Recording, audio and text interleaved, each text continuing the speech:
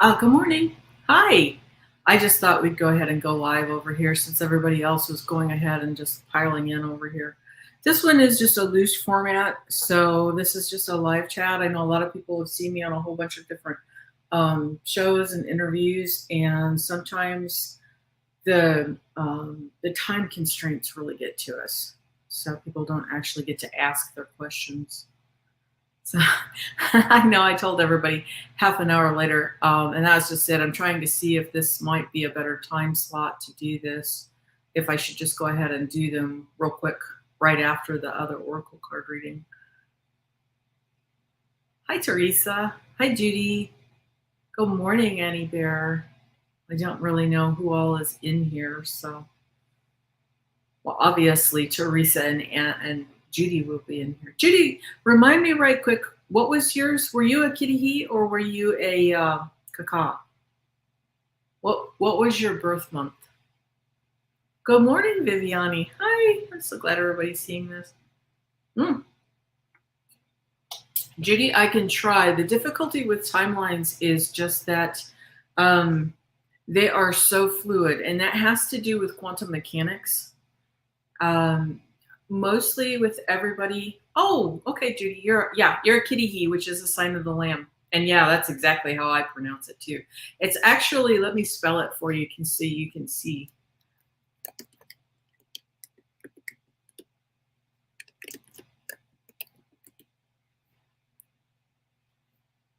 And yeah, I do say kitty basically, but it's really kitty, which is almost impossible for me to pronounce. So it does come out kitty. But so let's see, to do the timeline question, what I try to warn people about is, especially right now, since 2020 especially, you need to keep to your own lane and try to do your highest frequency that you can do, because you've always got a choice. And so with that, what's happening on the quantum physics and the quantum entanglement, in fact, quantum entanglement is so strong, that is really why I recommend just sticking to your own lane. But since 2020, there have been a ton of timeline merges that have happened. And it can be something as simple as there are millions of timelines running right now concurrently.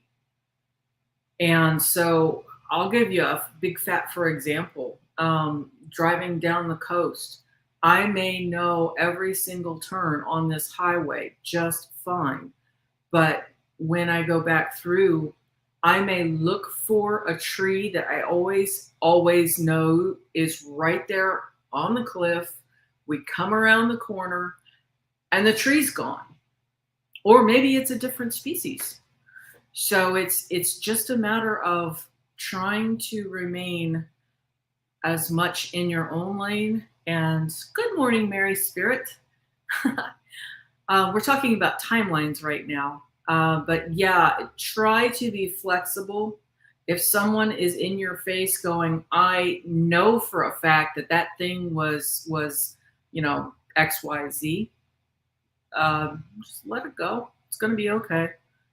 Mentally you can go, yeah, but I happen to know that it's something else. But yeah, you kind of have to, there are, and it goes through stages. There's times whenever the energies are just really, really staggering around all around me.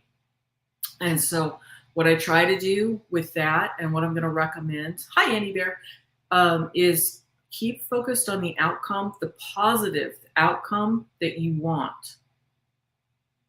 It's not really like a portal, although portals are here and they are very tricky. It's more like everything in your world can change. Or like I was giving the example, you can be going along your path and for a fact that that's always been. Okay, well, I'll give you what are they called now? Like the Fruit Loops box, or the Tony the Tiger on the Frosted Flakes, or like, okay, I'll give you a good one, especially for the older people. I don't know about the rest of you, But when I saw photos, yeah, that was it, Teresa, for the Mandela effect. When I saw photos of Richard Simmons, I think was his last name, he was the fitness guy from the 70s. Okay, I've always been convinced that that man was always wearing, the tennis headband. I thought that was his thing. And now I see photos of him and he doesn't have it. So that's what I mean about don't get too invested sometimes in your memories, because sometimes the things that are right in front of us, there's people that are like 50-50 where they're fighting over it. And that's, yeah. And then the smushes. Yeah. It's really the last since 2020, mine have been so blended. And sometimes you can feel it when it's happening. Sometimes it's like this weird, it's like a rush of energy, but it's like you feel different slices of each timeline as they're going through, and it's very strange. But it's slightly different from what a portal. I mean, a portal's pretty consistent. You're going to walk through it, and exactly, Teresa Ford. Yeah, mine was always jiffy as a kid. I gotta admit that was one of the things that I threw a walleye fit over because I lived on peanut butter as a kid. But, now I laugh about it. It's going to depend on, at first I'm like, but that's my foundation pieces. And it's not a memory thing at all. It's just a matter of, what do I want my reality to look like? And then that's something that you can literally do in a morning meditation too, where it's always focus on your higher outcome and kind of what you want to create. Yeah, actually, Teresa, that's a pretty good example of it. Okay, I'm going to scroll back up because Annie Bear, now that you're here, you had some questions that I saw posted straight off. So I'm going to try to take some of these right quick. I'm going to start with this one. So, yes, Tuesday is Maki, Unra Maki, which is the sign of the orca, which represents harmony, the balance between the black and the white, dark and the light, light and the shadow. And the Stargate for New Zealand is for Kopanui babies. This is the sign of the wombat.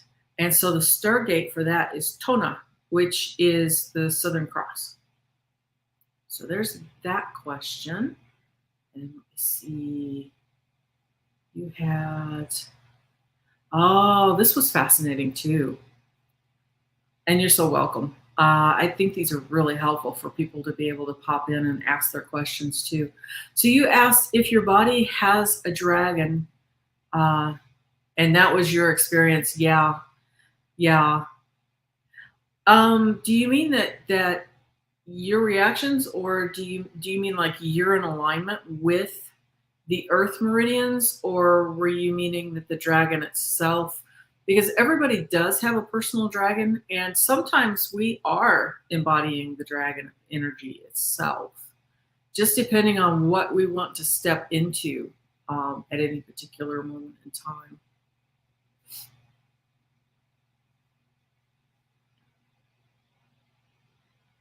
Oh, hi, Paul. Oh, wonderful. Pennsylvania. That's a very powerful area for Turtle Island, which is the continent of North America.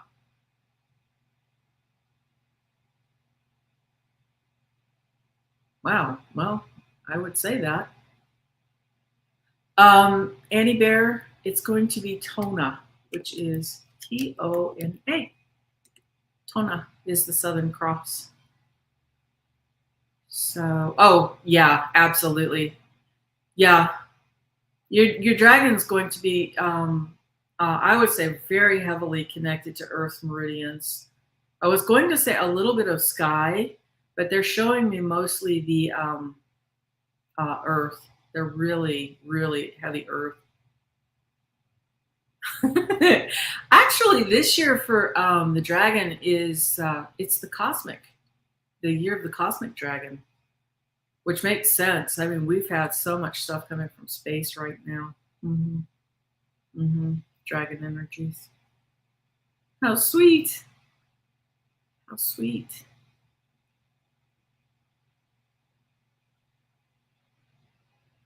Oh, Judy, what you can do is just kind of go into, again, I'll say meditation, but you just simply look up a little bit and you can close your eyes. Take a nice deep breath in and let it out. And then just keep looking up behind your eyelids and just simply ask, are you there? You can say it out loud or you can do it in your mind. And specifically ask for your dragon. Be polite. You don't have to be groveling or anything because you're a sovereign being in its own right. But just simply politely ask, hi, are you there? I'd like to meet you. May I see you? And then mentally, you can continue and see just who's there and have a conversation with them. Pretty much everybody has at least one dragon that hangs around them. I don't really say it's almost like it's an elemental that comes around. I wouldn't say it's a guardian angel because we have those specifically.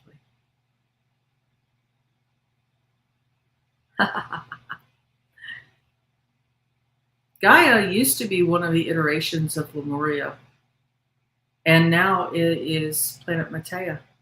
So anybody that's bumped into me, you're actually on planet Matea, which is Lemuria 5. Beautiful, Tammy. Oh, that would be gorgeous to see. Oh, isn't that wonderful? Well, Annie Bear, it's not just the dragons. We are surrounded by an awful lot of things. Hi, Mousy. We have unicorns available to us. We do have also the Fey realms available to us. Angels are available to us. Higher dimensional beings are available to us.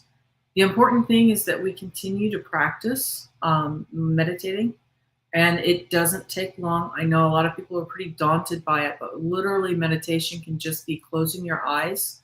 If you tip your eyes up as you're doing it, so that you're kind of looking at your third chakra, which is here in between your eyes, that helps because it will help to put you into a more meditative state because it puts you into theta. And just focus on your breathing. Let your mind wander because that's what a mind is supposed to do. But pull it back towards your breath. And if you have an intention before you go into it, like, I would like to see my dragon, or I would like to see my unicorns, or I would like to see the Fae, I have a question, then just ask your question mentally and then allow any answers to come through. Give it a space.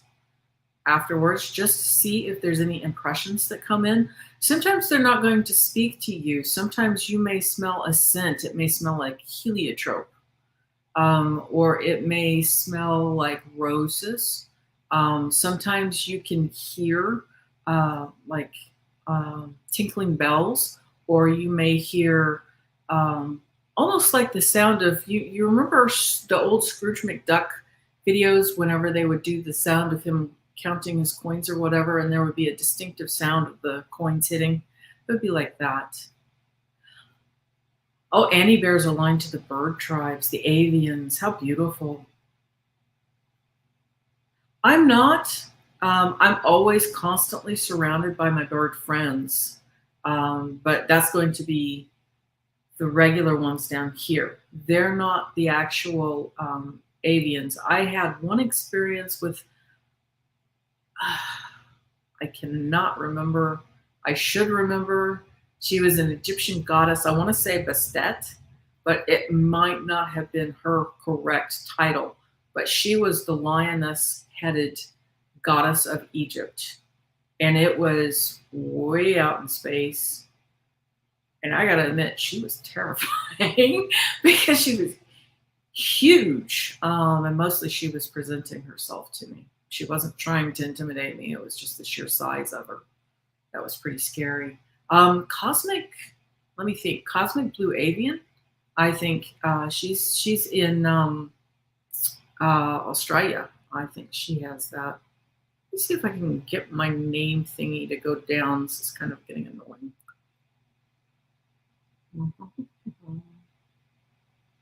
Nope, doesn't look like I have a chance to. It doesn't look like I have much of a chance to get rid of my name there, so we'll have to tilt the. There we go. That's a little bit better. Yes. Speaking, here she is, Cosmic Blue Avian. We were discussing the bird tribes. Is it true? Let me see, Paul Freed. Let's bring this up here. Is it true what they say when we cross over?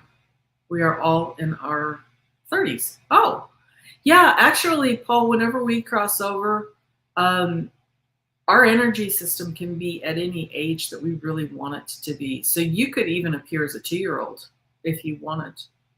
You can be in your teens, you can be in your 20s, you can be in your 30s, or you can choose your current age.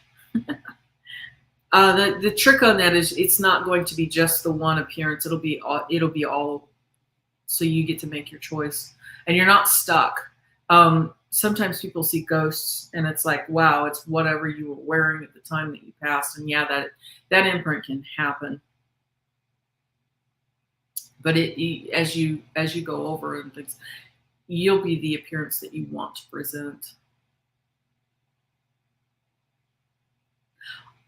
Avian, I think Annie Bear was asking me if I was connected to the bird tribes, but I'm not familiar with the bird tribes. I know they are a very, very distinctive starseed nation. Mind breaking down your... I don't do that, but you are very close. I'm going to pull your name up. Kumari. You're very close to the Kumara, which is a phrase that's used in Lemuria. But I'm not, yeah, see, and your parents were from India. And there are a lot of seed sounds that are, so he just did a live on Sunday, but he did have a guest. But my teacher, Huna Flash, he comes on every Sunday, and he gives you the opportunity to come online so that you can ask your questions. But he does a specific seal ceremony, and it's SEAL, and that will help to reveal your entire Huna essence, which is your true name.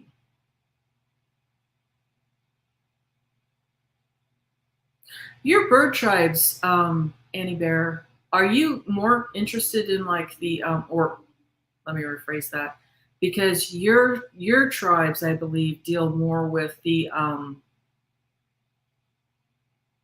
trying to listen at the same time, because even though I appear completely white, I actually have 2 Indian tribes in my own genetic makeup. I'm also Cherokee and Choctaw.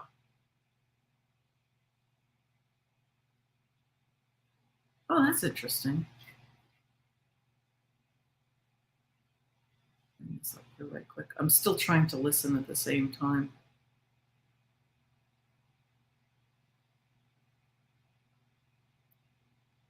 I'm not getting anything. I'm getting like this chorus hitting me. So I have things like that for Annie Bear. I have things like the Raven Nation came forward, the Crow Nation, which I'm very deeply attached to. I love my crows. But I adore the hawks. So there's also the red-tailed hawk nation, which would make sense because right now is if you're seeing signs, if you're getting signs from your red-tailed hawks, your kestrels, falcons, and the condors as well can be an overlay as well. So any of the vultures. Right now we are in the month of Fatwa, which is the sign of the falcon / condor. And so that their energies will be coming through. Hey, fellow Cherokee. Kickapoo Nation. Let me think, Kickapoo. Can you remind me, is that over in Kansas area, or was Kickapoo over towards Illinois?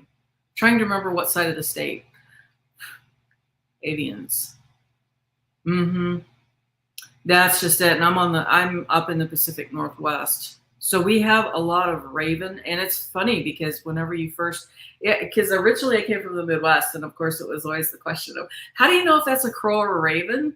And the first raven that I met was in Arizona. And oh, baby, trust me, there's no problems telling the difference between the two.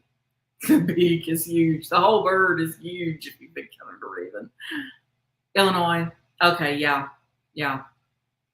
For the Kickapoos. The Kickapoos, their tribe then started over in Illinois and went all the way over through into Oklahoma and New Mexico. Have you seen, I want to say they were the Hopis. It was in New Mexico. Oh, mousy. I don't believe that at all. White bread on boring white bread. Which race of white, though? I mean, I've had people and they're like, well, you're German. I'm like, yeah. And each race is valid. Each race has all kinds of interesting energies behind them. Sometimes it can be helpful to know where they came from. I found the peaceful, yeah, the Hopis, just that, very peaceful. Anasazi, actually, which is the same overlay, and then they disappeared. Oops. I'm going to hide this one. There we go.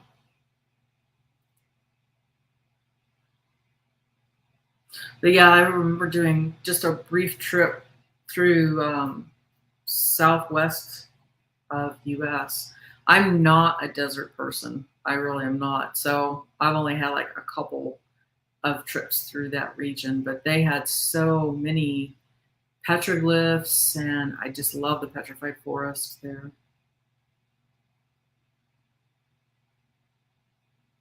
And that's fine, Mousy. You know, if yeah. And that's just it. My European is all over the place. I mean, I've got German, I have Scottish, I have Irish. I have a lot of my psychic gifts come down through my Scottish and my Irish heritage, but I equally have a strong amount of psychic ability also on the German sides as well. And it doesn't hurt that I have Cherokee and Choctaw.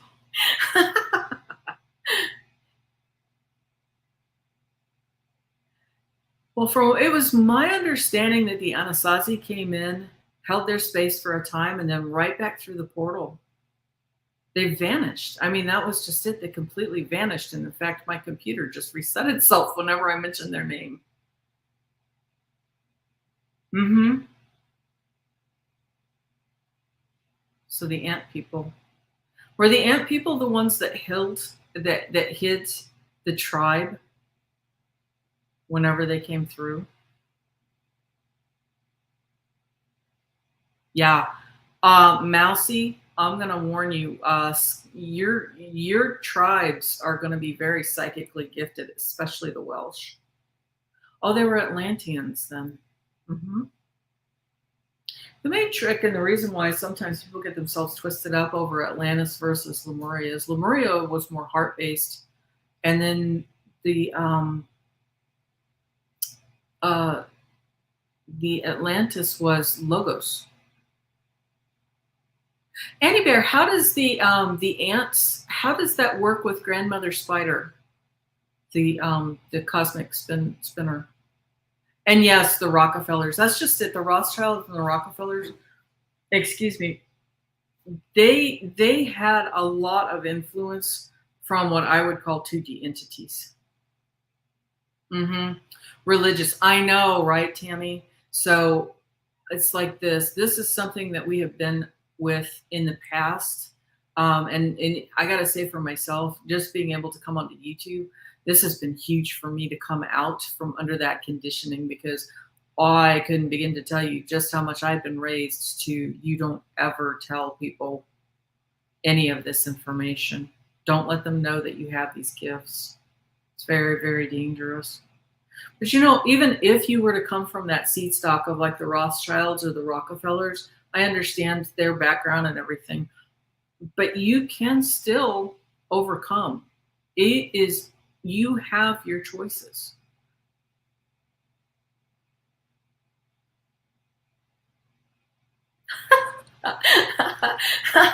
Paul.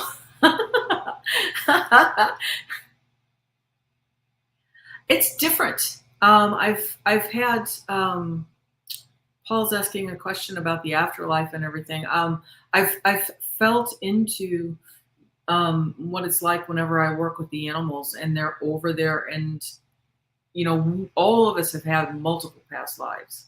So when we get these downloads and activations, a lot of times there are things that we've been through thousands and thousands and thousands of times.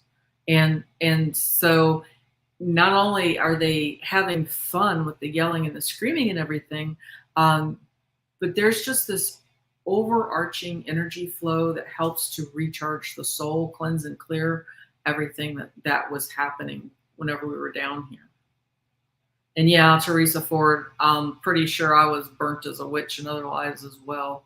Okay, so the ants teach a one consciousness. Scroll back up here if I can. Spider gives you dreams. Okay. That's a good balance to it. Keone. I've dipped into some of Keone's stuff, and oddly enough, I had a frequency feedback. So that means that he's close to my frequency, but there's enough. Sometimes whenever you get two frequencies that are close together, I end up personally with like a feedback loop where it's like, oh no, and then I have to duck out. Oh, they just pretended to be the Anasazi. Well, that stinks. Serpents and avians were mixed together later. Yeah, and see that is, we're gonna pop this up right quick. This right here, this human sacrifice thingy, that is 2D entity stuff. And so sometimes we have different American tribes, or we'll have tribes from Europe that end up with this stuff.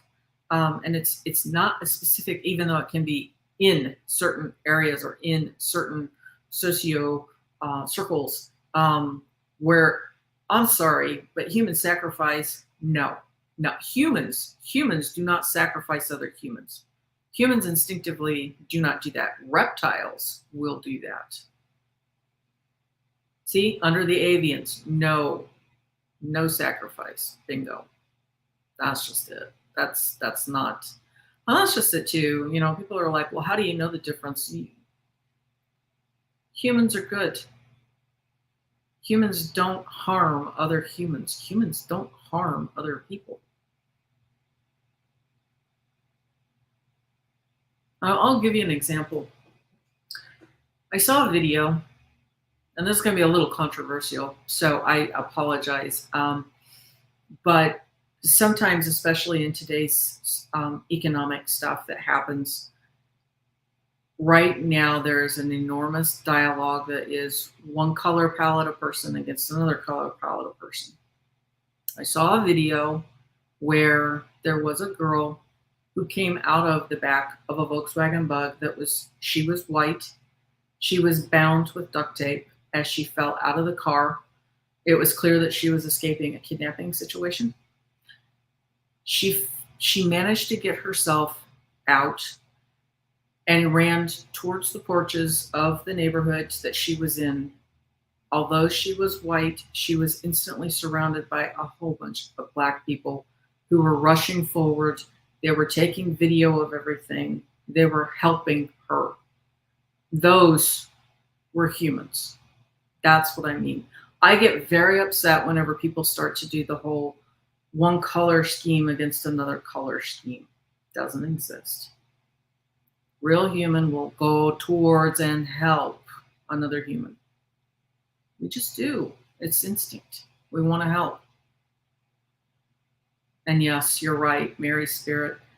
They seem to take over like grasshoppers and then move on. And that's because they are a different species that if you look into it, and again, I'm going to call them exactly what they are. They're a 2D entity. They were powerful for a time, but right now we actually do have, like I keep saying, it's mechanics, it's astronomy, not astrology. We are physically moving closer to the central sun, and there are photons coming from the photon belt that have been hitting our world, and you can see it in the sky.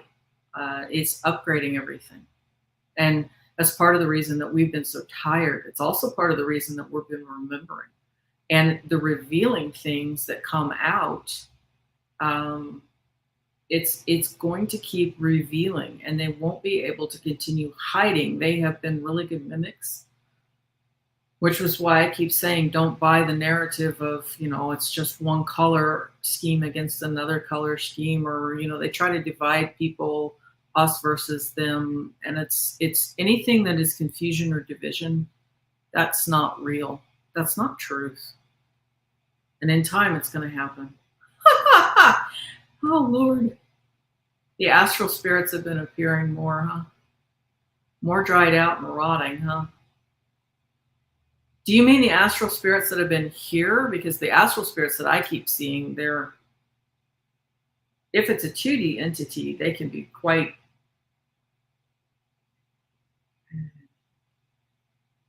I was going to say decayed, but it's not really quite there. So, but it's just the forms that they take. Mm-hmm. Mary Spirit, yeah. But it's kind of silly because I mean, honestly, what are they going to do with all the money? It's greed to the point where it doesn't make sense.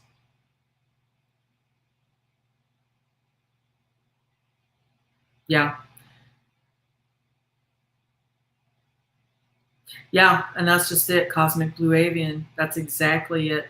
We are getting the crystalline upgrades right now. And so if you're feeling tired or like you've got to take a nap, if you've got the ringing in the ears, these are all signs that you're getting upgrades. And what's happening is your body is going from carbon base to crystalline, and so it can be really exhausting to do that. Sometimes you have to change your diet. Sometimes it's not what you come across in your literature before. Sometimes if you've been vegetarian, you'll need to switch over and eat more meat, quite frankly. And then in other cases, sometimes if you've been meat based, you may need to look at opening up and potentially eating like berries. So the important thing is ask your body. Some things your body's just going to reject outright because it's going through changes right now. Hi, Liz.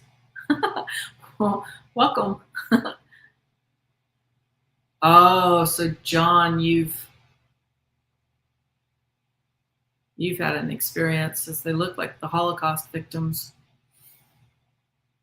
Mm-hmm. Mm-hmm. Digital technology.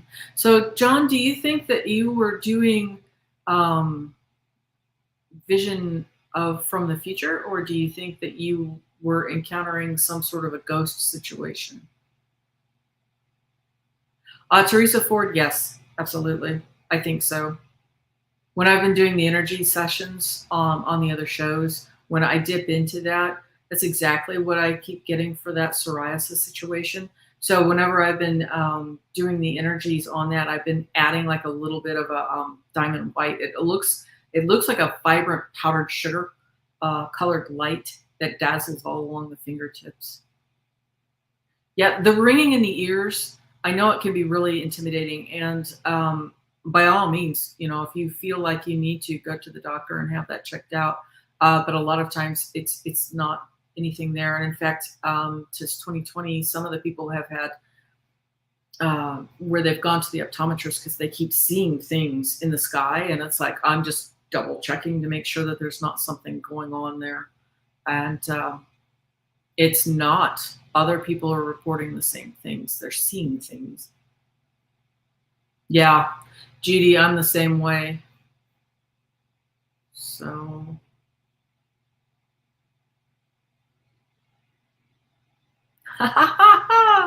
thank you for stopping by, Paul. Really appreciated having you here. Have fun at the fair.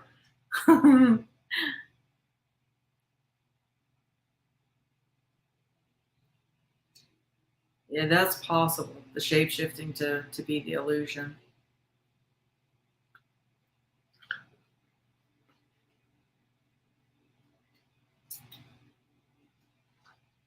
Hmm. John C. So your family members, I mean, are they still here or are they hanging out on the astral plane around you? You can always ask them to go back to the central sun or to the light, which is where the central sun is pretty much. Oh, good. Yeah, that's when Mary Spirit says, I fixed my ringing to be better. You can ask that it is, um, please request that it tones it down a bit.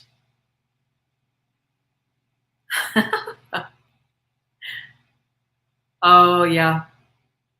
Yeah, the empathic thing is a bit tough. Mm-hmm. Mm-hmm.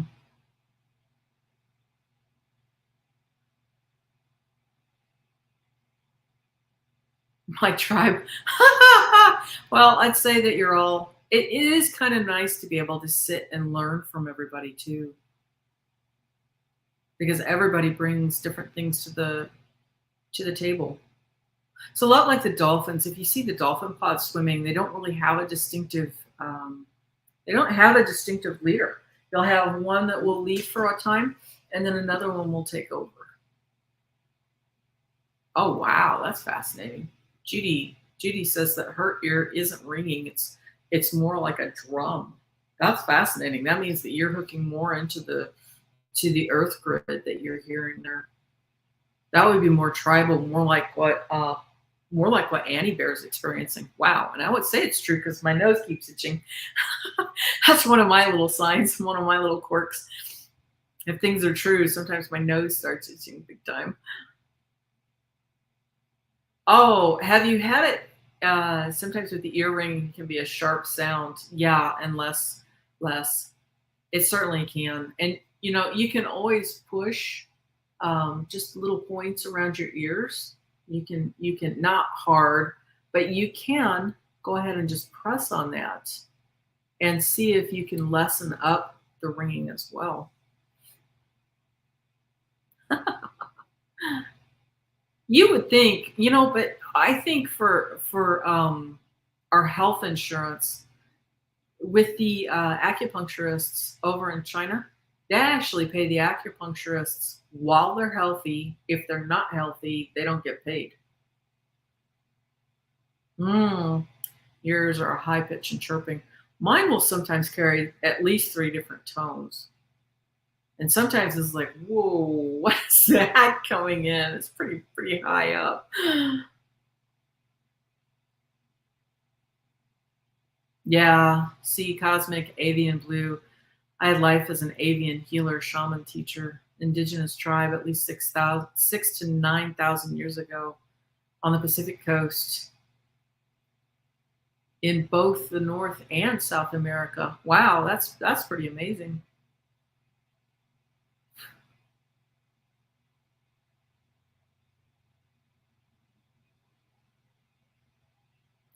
Well, and the astral spirits that you're seeing, you might actually, John, you may be experiencing 2D entities on that. That might not actually be humans that you're experiencing because they should not, as an astral spirit, they should not be portraying some version of a rot. So if they're showing that, that may be a 2D entity that is attempting to frighten you so that they can actually feed off of that fright energy. Mm. Mary Spirit, what I do is I take something in to quiet and does something to the brain to quiet the ringing. That may be something as simple as magnesium.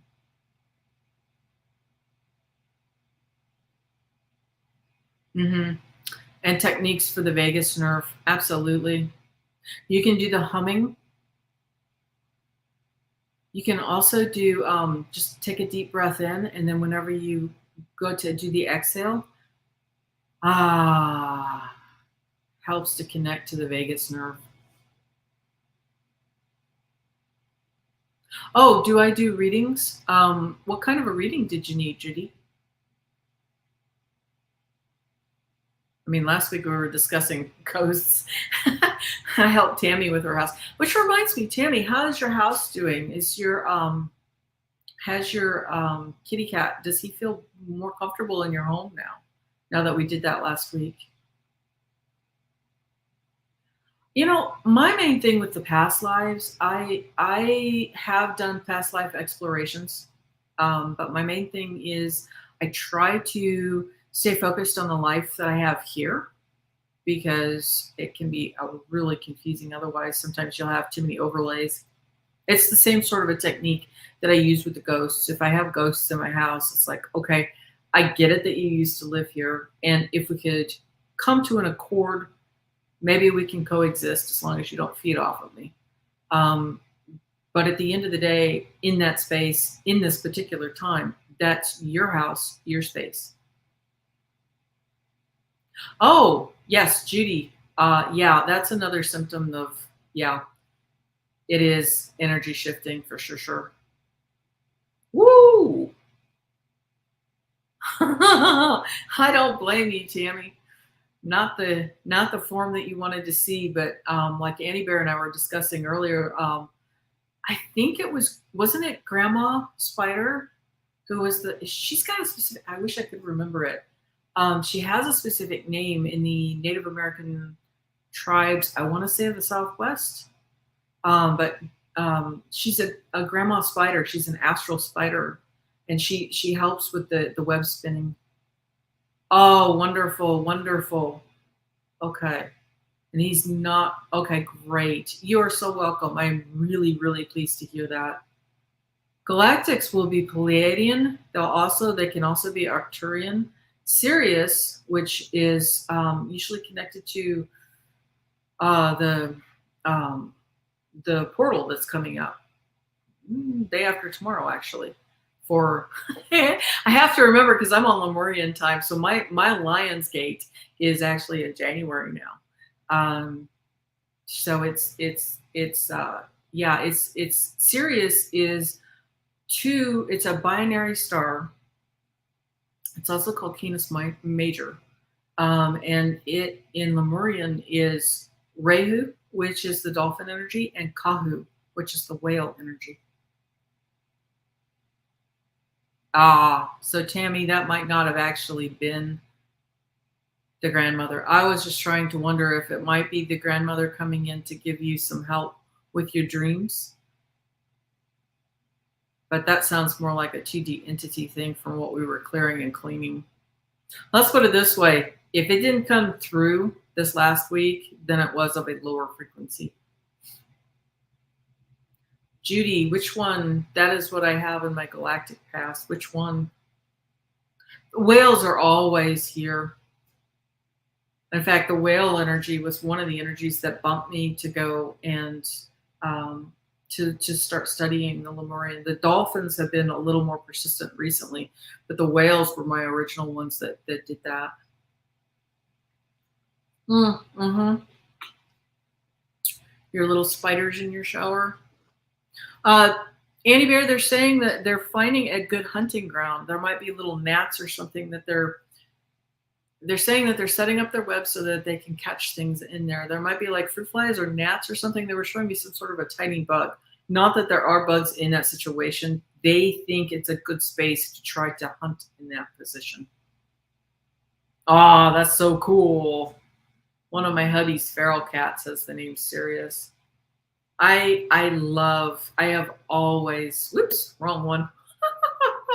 I have always loved Sirius.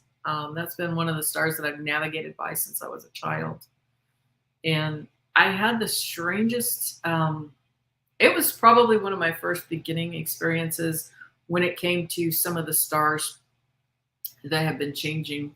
But in 2016, uh, I was looking at Sirius. I've navigated from, like I said, the stars most of my life.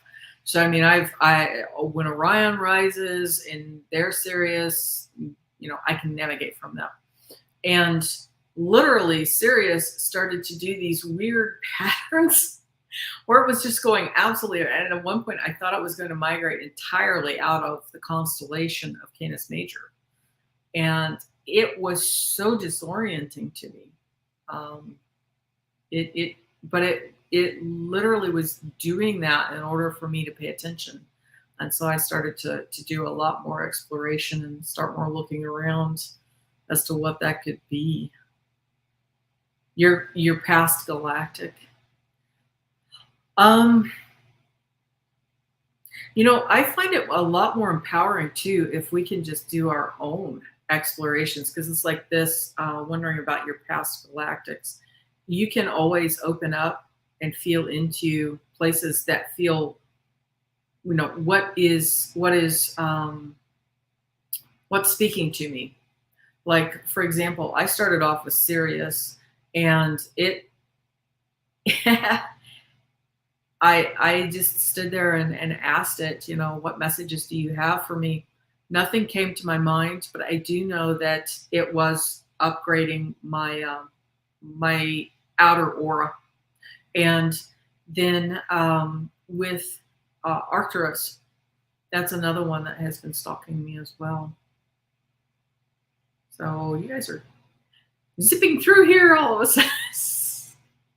Let's get back over here and skitter, skitter, skitter. You don't have to kill spiders if you don't want to. You can go ahead and catch them in a jar if you would like.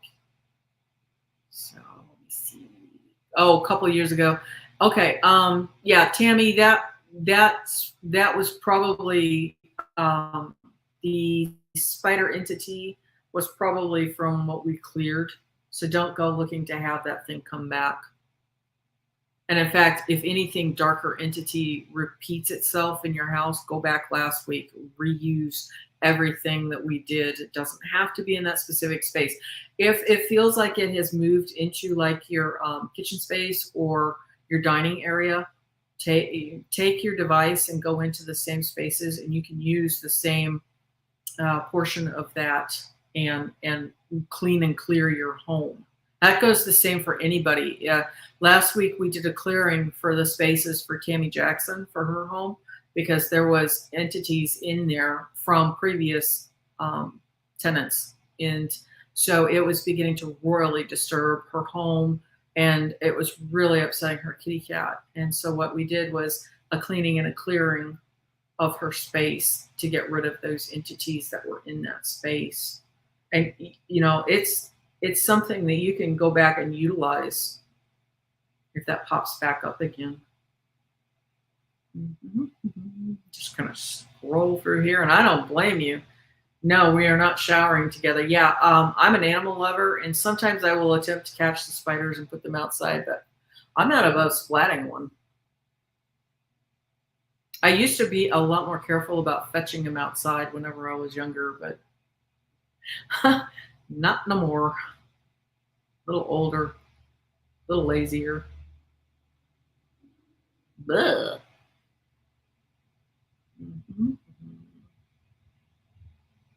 Dolphins and the whales. Could you repeat that about the whales and the dolphins? They bring me into the ocean during night visions.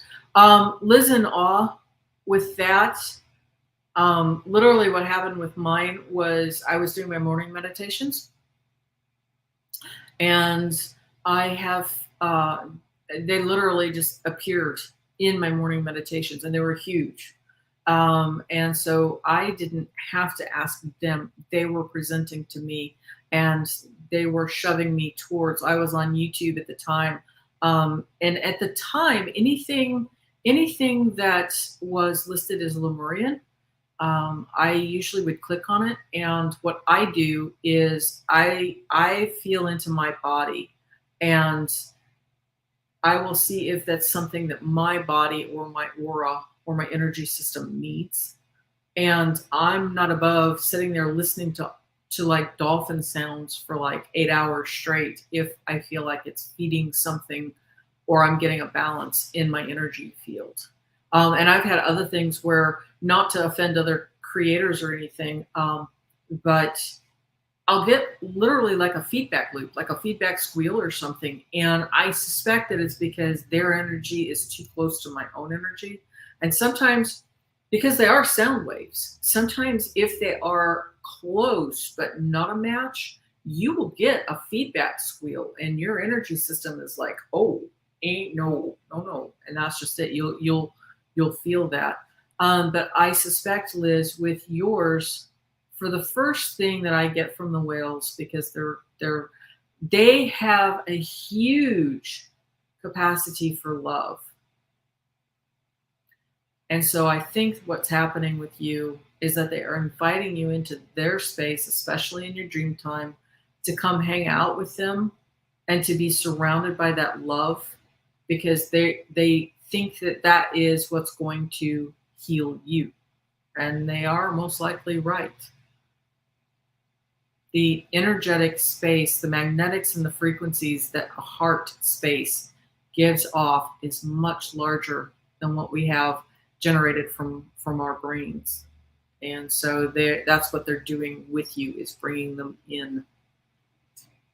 So, oh, well, hello. Hi, Hypnicity. Sorry about your notifications.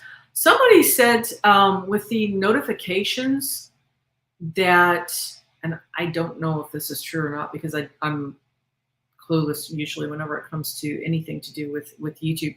But they said if you have over 100 things that you're subscribed to, that it somehow kicks off notifications of some sort. All I can say is YouTube's quirky. So if you want, be sure to make sure that you're subscribed. And what's the phrase? Hit the notification bell, I think, is the other thing that everybody keeps saying.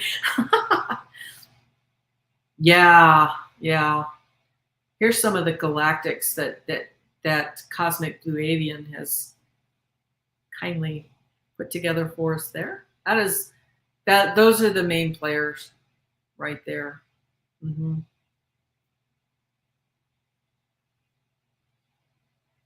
And most of them come in love.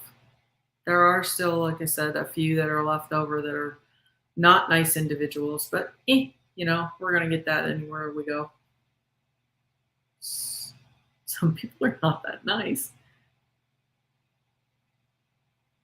Scrolling. Wolf spiders. I love wolf spiders. Tarantulas have not been around, but the wolf spiders, there was a place that I lived at where the wolf spiders were not tamed. I was laying on the floor watching my TV the one afternoon, and this thing actually came towards me and was like, oh, no, you didn't. And I didn't realize it, but with spiders, they can actually coordinate those legs and gallop pretty quick. That was impressive to see. Oh, Tammy, no, you didn't bring those with you, honey. Those were actually at that house. It was a low frequency energy in that house to begin with. So we did a lot of cleansing and clearing last week because of that. Yeah, Teresa Ford, it's the same thing. It's not the people.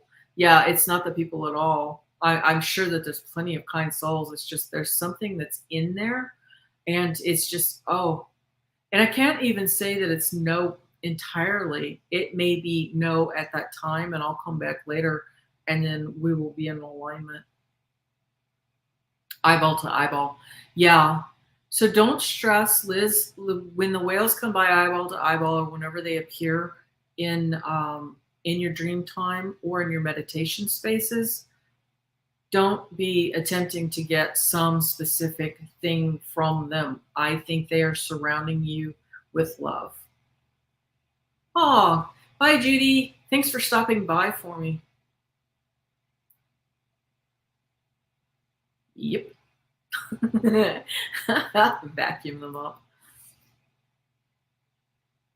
Yeah, well, that wolf spider got trained up real quick.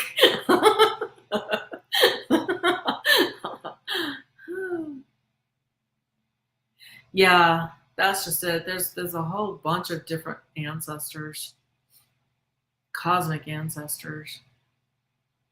And each one of those can, even if you're not, you can um, you can have messages from different star nations. It's whoever can reach you and you can hear. Yep. Whales hold light. They will be conveying messages. And more importantly than the messages will be the frequencies that they will be sharing with your body. And anybody can do that. You can go into your meditation space. And literally, I keep saying meditation space, but what I mean is you don't have to sit there for 30 hours a day going, oh. All you have to do is close your eyes, look up, close your eyes, and focus on your breathing. And that's your meditation space. I tend to be on the go a lot. It took me a long time to condition myself to do the meditations. But in the morning, I usually do an awful lot of my energy work and my meditations. And it's a great way to do, to just hold space so that you can have things come in. Migraines. Tammy, are your migraines worse with your eyes? Do you have something going on with your eyes that cause the migraines? Oh, Tammy, you may need to just lift your chin up a little bit because my neck just popped. So yours might just be a matter of making sure that you lift your chin up ever so often. See, so sometimes what happens, migraines are a little tricky because there can be several reasons for the migraines. One can be downloads. And then the other ones can be, see, with us, we look down a lot. We're constantly looking down at our phones. We're looking down at our computers. We're looking down at our hands is the main thing.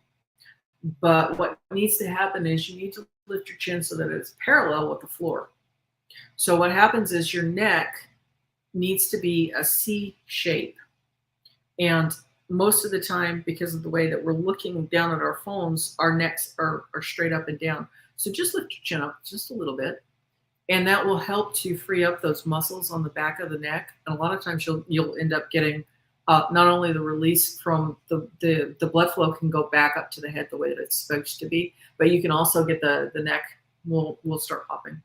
Do I hear Australia's Aboriginals? No, I can hear the didgeridoo sometimes, and I can hear the men's voices sometimes, Annie Bear, but I don't specifically listen to them. I'm sure that we're communicating over a distance, but I don't have any specific ties to Australia's Aboriginals. I do like a good didgeridoo. Hypnicity, yeah, the magnesium and the vitamin D definitely helps too. And sometimes it can be the eyes, and that's just it. The migraines are a little bit tricky because there could be several different reasons for the migraine. Yeah, and see, yours is generated, your eye issues generated from the migraines themselves.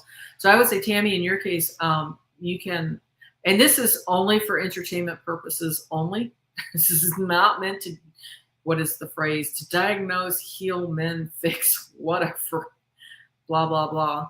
But seriously, this is just for entertainment purposes only. But yeah, doing the chin lift trick, you can also take a like a towel, roll it up, and then just lay flat on your back, and then just allow your head to and basically what you do is you have the rolled up towel behind your neck, and then you just lay flat and you just enjoy it.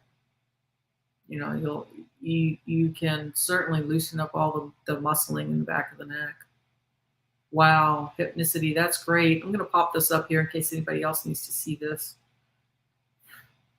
Annie Bear, Does your husband play the didgeridoo? You're welcome. Sometimes if you sleep wrong, I've had it where I woke up wrong. Vertigo stinks.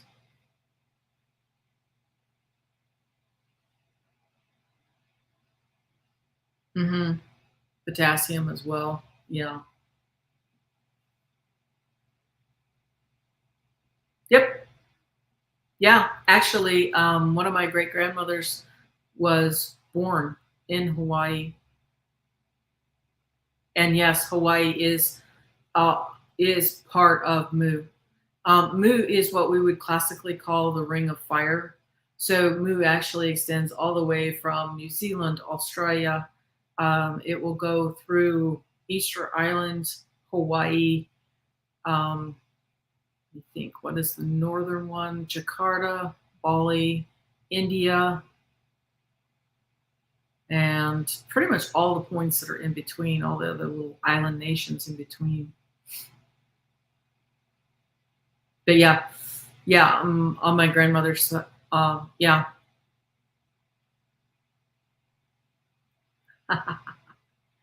I know. I've never made it to Hawaii. My mom has, and she kept urging me to go over there. I've never been there either. Australia. Oh, beautiful. That's so sweet. Yeah, it's only recently that the women folk have been allowed, the older women have been allowed to play the didgeridoo. Other than that, it's been mostly kept for the men to do. Oh, wow. I've never been to New Zealand. And other than the Oregon coast, New Zealand would probably be the only other place that I would consider going to look at. I have had an experience whenever I went to Scotland. I've visited twice to the United Kingdom, and it was fascinating to me because I didn't go over there intending to look up anything to do ancestrally, but my mother really, really wanted me to look things up since I was going to be in the neighborhood. And so I did. And ironically, the people that were hosting me, her husband ended up being my sixth cousin. So when we were driving over from Edinburgh to Glasgow to look around, we'd been driving for, I would say, at least 45 minutes. And out of the clear, it was beautiful. We were driving along the river. And then out of the blue, I sat straight up in the back of the car and I started looking at absolutely everything that was around me. And Tom saw me in the rearview mirror and he laughed and he said, "Yeah, this is our ancestral homeland. This is our land, literally." So it shocked me, but the blood knows. So I would say if you've got like something that you're drawn to, it could be a past life thing, but I was surprised. It very much was a direct blood knowing. Mm. New Zealand looks beautiful. Lots of different, lots of different climates. And that's what I love about Oregon. In this state, we have the representation of America. I mean, we've got the rainy and the cold on the coast, which echoes New England. We have the Willamette Valley that echoes the Midwest of the United States. We have the high deserts over in eastern Oregon. Um, and of course, we have the mountain ranges that very much look like Colorado or the Sangre de Cristos.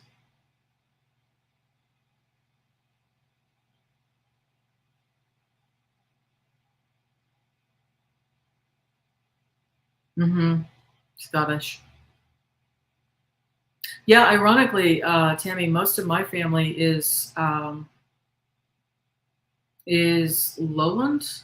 Um, in fact, that was part of it because our family tartan that we have is the second oldest surviving tartan in America. At least it was as of 2005. And so when I went over there to explore, my mom had the thread counts of our tartan. And we went into High Street in Eden, and that was just it. I mean, those women went through what looked like New York telephone books, and they could not find the family tartan. She said what it was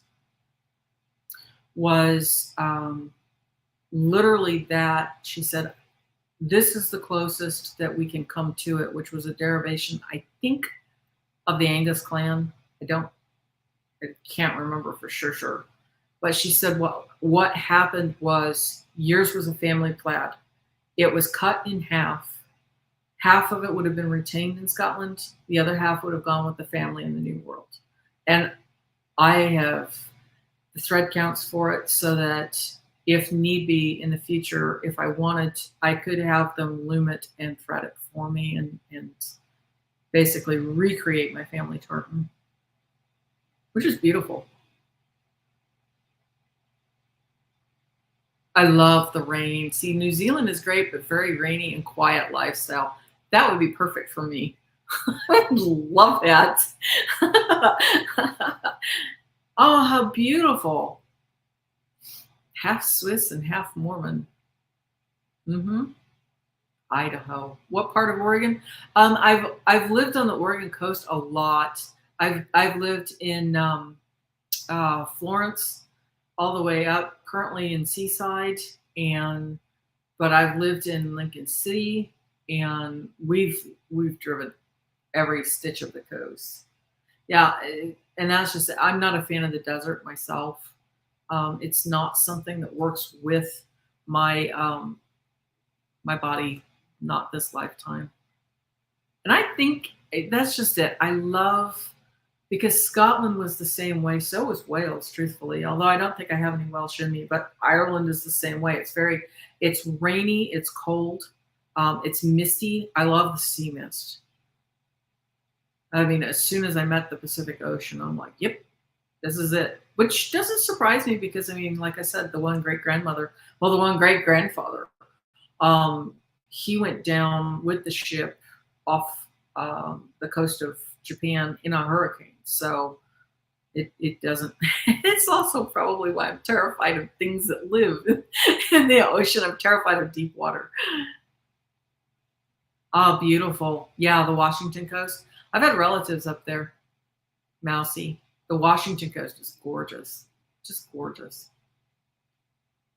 Oh, wow.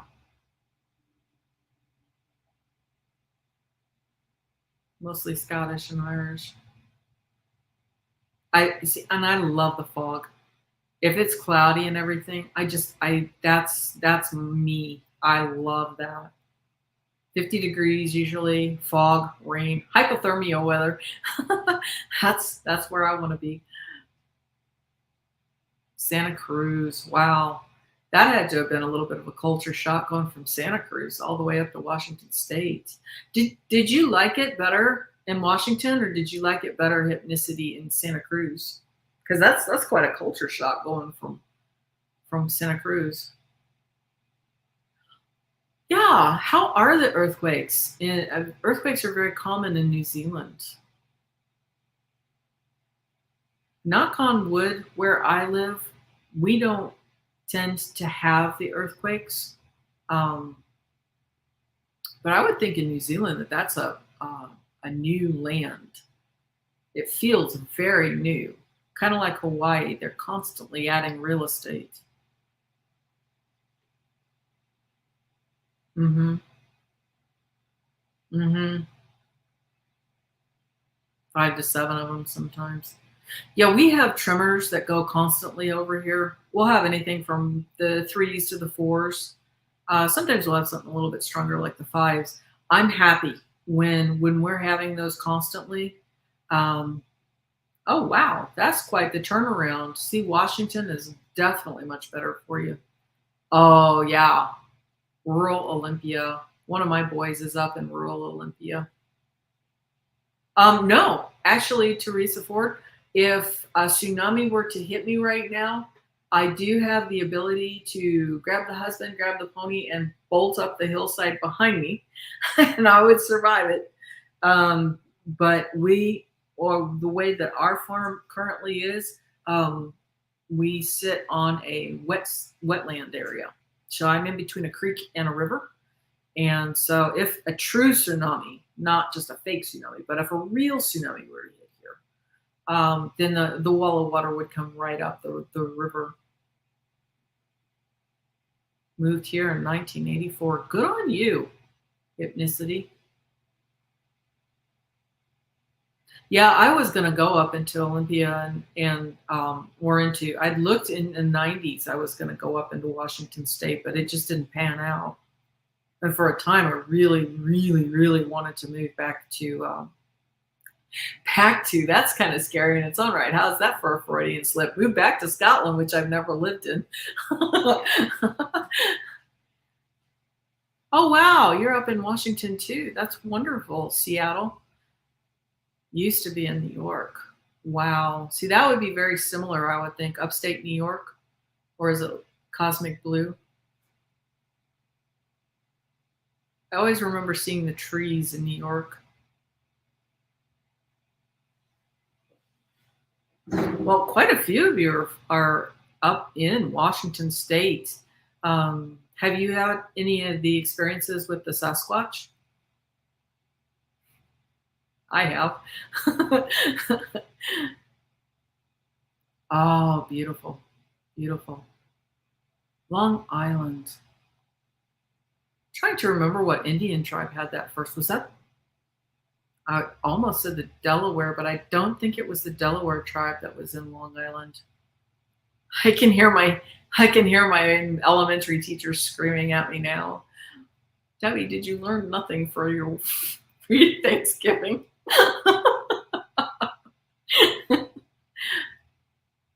Plymouth. Have to look that up.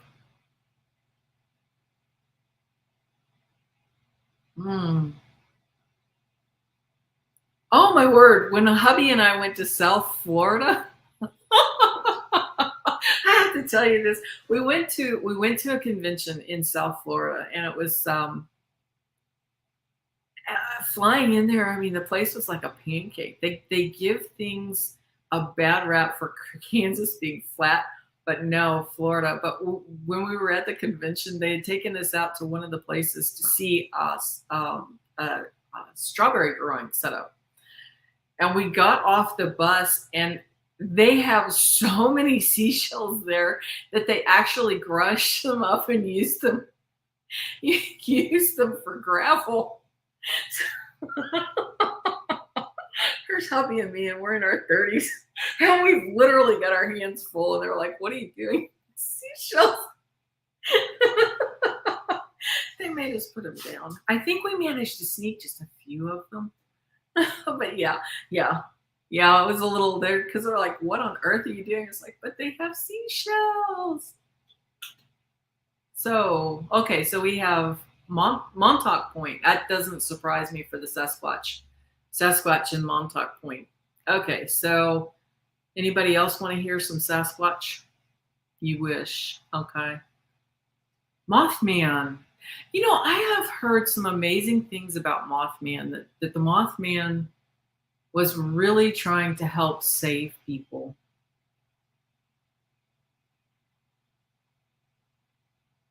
Always hope that they were never found. Actually, Mousy, we don't have to worry about the humans trying to kill them. They are quite capable of taking care of themselves.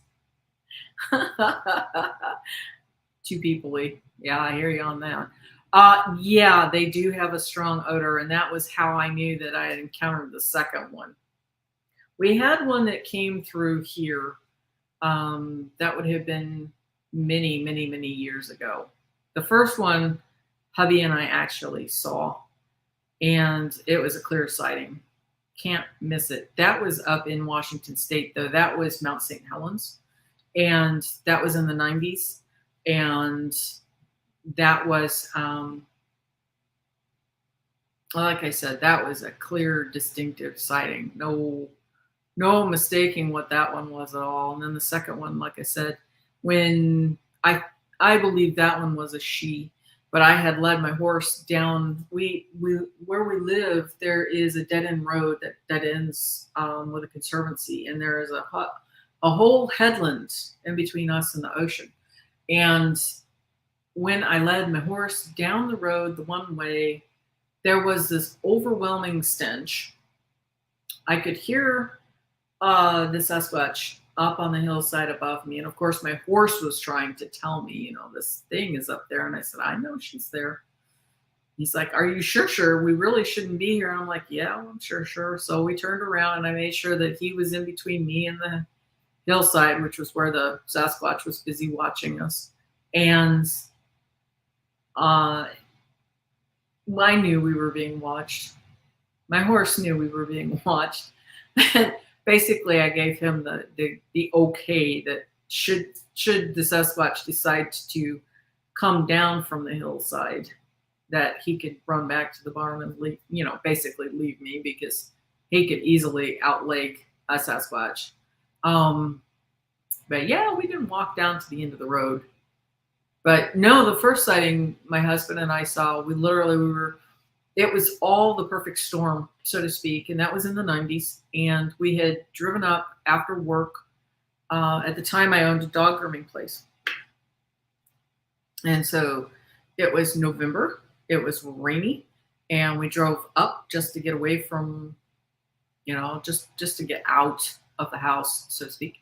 And we were at Mount St. Helens. We were driving around Mount St. Helens. And I remember passing a sign. And it says Ape Cave. And I'm like, that's a really weird sign. Ape. What's that doing here? And so we drove just a wee bit further forward. And the way the road was, there was two sides of the road were pretty steep. And so my husband had slammed on his brakes, thank heavens, because here he came, zipped down the road. He came down the embankment, classically went across in front of us because we were fully stopped, staring at us the whole time, and then went up the embankment on the other side. And I always say I'm really pleased that I didn't get video footage of it, because that was back in the day that we didn't have cameras or anything. But I'm convinced that had my high school marching band director been able to see that video footage, I never would have ceased seeing that video footage. Because you know how a human walks, whenever we plant our leg, we go up and over. Whenever we do the walking forward, we literally, you saw that motion that I just did, we go up and over the hip joint. Sasquatch does not. Sasquatch glides. They keep one level as they're going, which is exactly what you have to learn whenever you're doing for marching band. He was distinctly a male. I would say that he was an adolescent, and he gave a royally filthy look at the car as he passed in front of us, as most teenagers would. And so my husband was wanting to get out of the car to look after this thing had left, and I'm like, no, we're not. We're leaving right now. Because that thing could have easily put the entire car over one shoulder and just walked off with us. But no, that's my Sasquatch stories. Actually, I take that back. There's one more Sasquatch story that I had that I learned whenever I was much, much younger. And it wasn't me. Actually, it was from my cousin. He called it a wild man, but it was southeast of St. Louis, Missouri. And he was washing dishes and freaked out because there was a window above the sink, of course. And he said there was this wild man staring in at him while he was washing the dishes. And he yelled, ran out of the room, called his mom. By the time they came back, of course, there wasn't anything. There wasn't even any footprints or anything under the window, so everybody thought that it was his imagination. And not to be mean, but he doesn't. He's one of those people that doesn't have an imagination.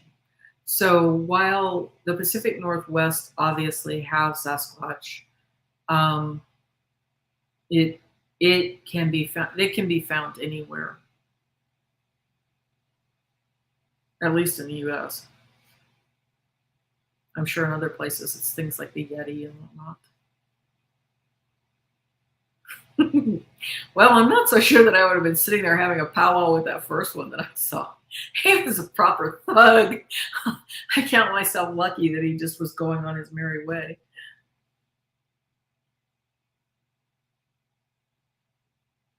You know, it's interesting too because I've had people, and like you're saying, Annie Bear, they are multidimensional. They're also, I've heard that, um, that's the other thing too. The sounds that they make is pretty unhinging.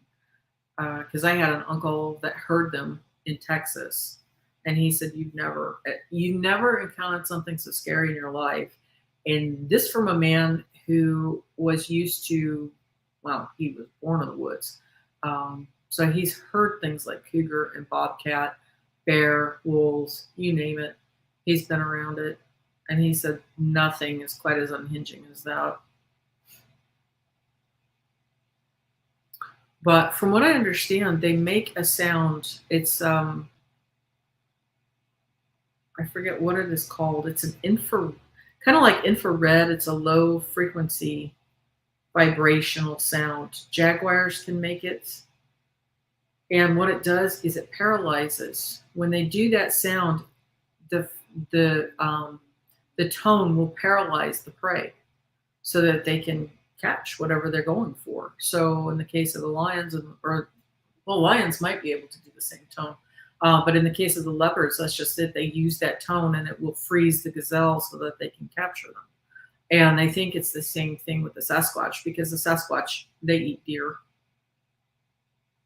That's their primary. I'm sure the elk would also be a primary thing amongst other things that they can eat. Berries, obviously, fish, salmon.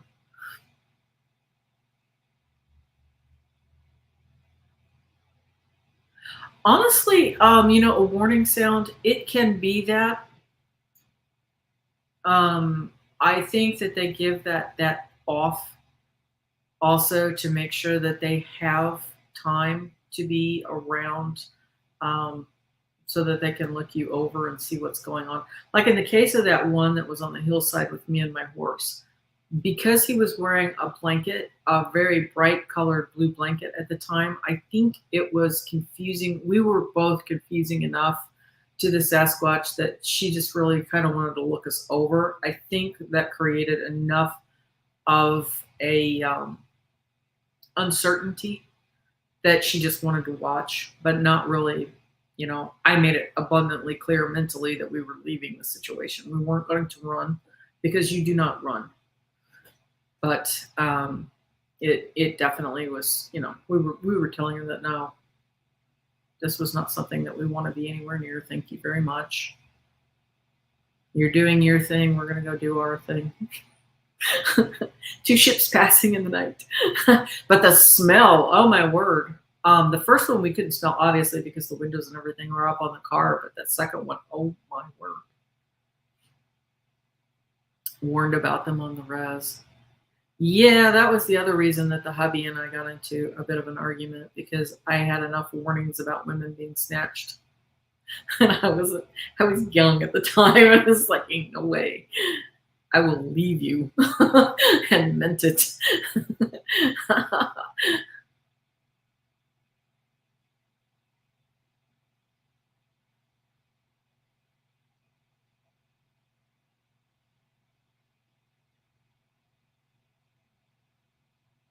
Well, and Annie Bear is like this heart centered. You can feel them vibration higher to see them.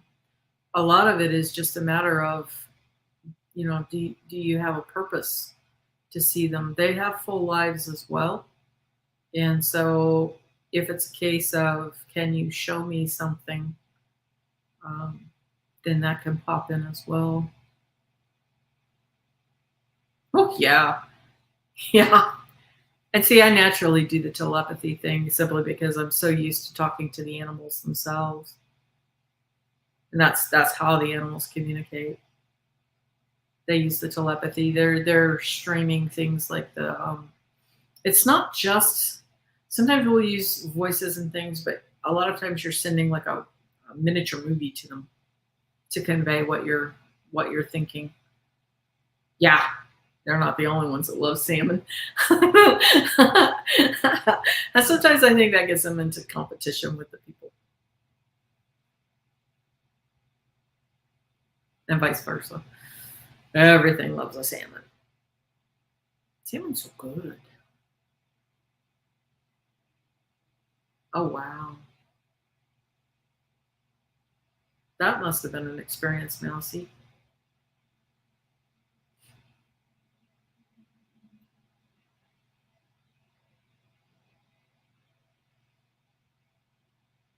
No, it's kind of ironic because I mean, our first sighting that we had, we tried to tell some of our friends about it, and they were convinced we'd seen a bear. No, I know exactly what I saw. Absolutely was not a bear.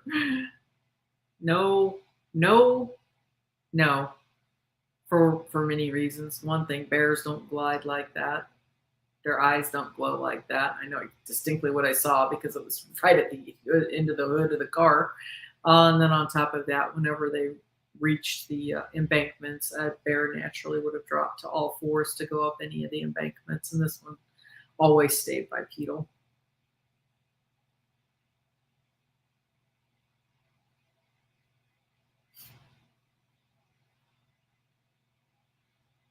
Mm. Yeah, I love listening to the elders. They have all kinds of different, the way things were, how they did things, things that happened. Um, that could be cosmic blue. That, but and yeah, you're right because they do, just like any other people, they're going to have good ones, and then they're going to have the not so good ones. I always figured it was ones that couldn't find a female of their own, so they just took an available female. Ironically, I think it was Washington State. There was a man that had been taken by a female Sasquatch. A poor guy. He eventually managed to get away, but it was not the most ideal situation for him, unfortunately.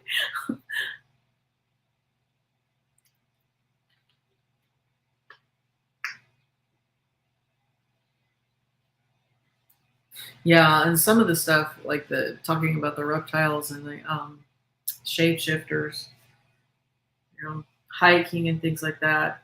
Sometimes you'll encounter things that they just makes you want to not go that direction, and you should always follow that impulse.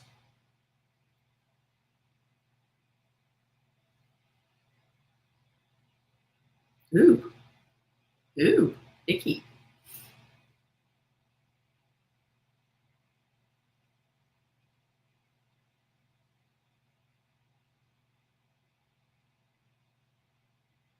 Ah, I really think, Annie Bear, I think that the Sasquatch really enjoy the little ones, kind of like us. We enjoy seeing the babies.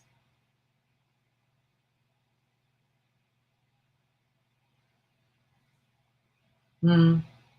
I mean, when my brother and I were little, I can remember distinctly playing on the stream at grandma's house, and we'd get this weird feeling when we'd look up because we'd be playing in the creek, and the water moccasins would be laying on limbs above our head, and they never were, they weren't intending to harm us at all. They were just laying there watching us, and that was just it. They were just enjoying watching us play, and we would quietly get out and go to a different section of the stream. But But we could tell they were just watching just to watch. And that was a water moccasin. So, go figure, poisonous snake.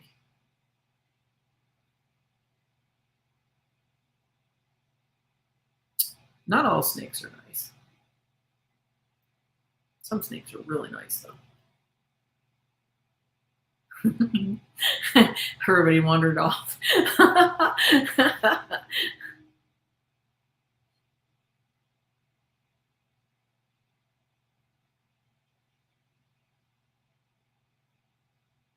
We've got 10 people here. Wow.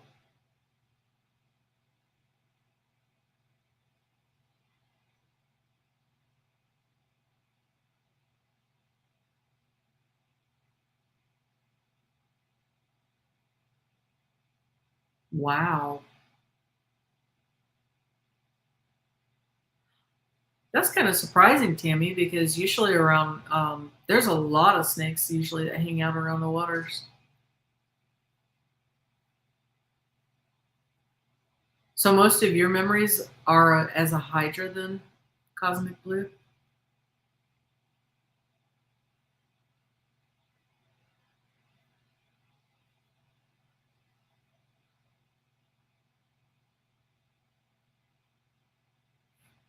Oh no.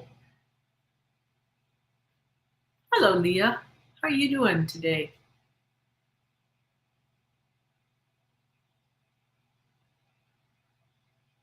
Yeah, yeah, you're not scared of anything.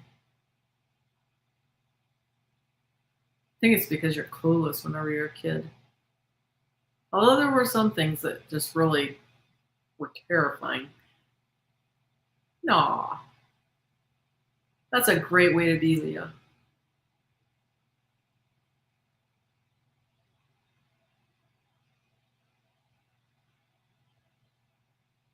At the moment, we're just kind of chatting some Sasquatch stuff.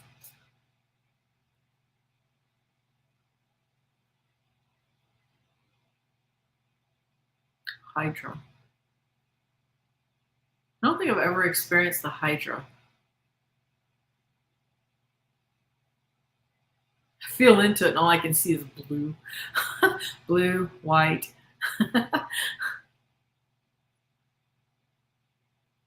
Oh, very sorry to hear that.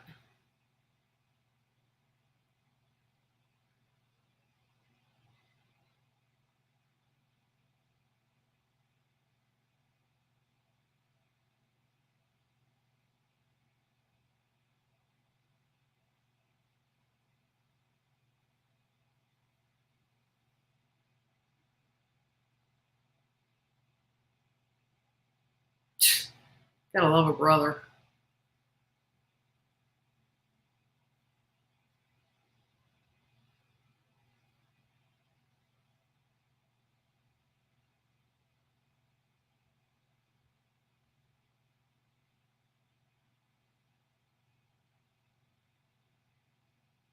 Hmm.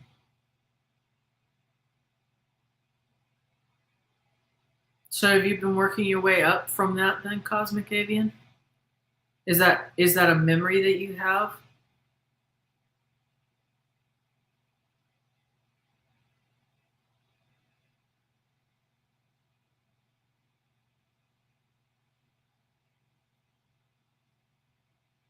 Hmm.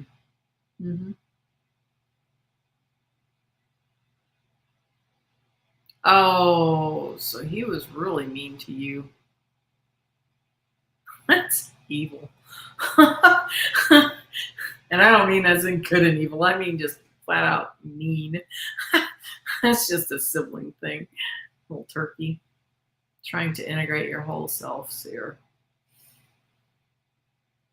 Some of it I think we take on. We get an idea of some of the stuff that we want to do. And so we'll take on some stuff that maybe isn't ours.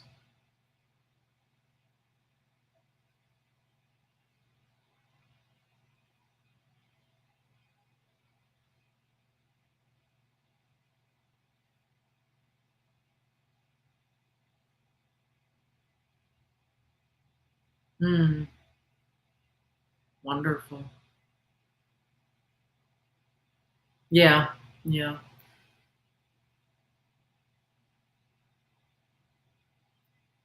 Saving souls in other dimensions is kind of exhausting. But if that's something you're enjoying,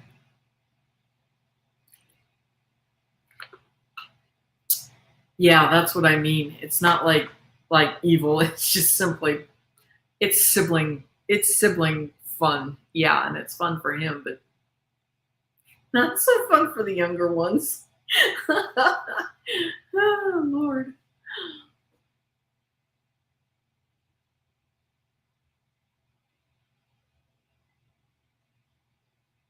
Oh, that's wonderful. Well, welcome aboard here, Leah. Oops, sorry, foot slipped.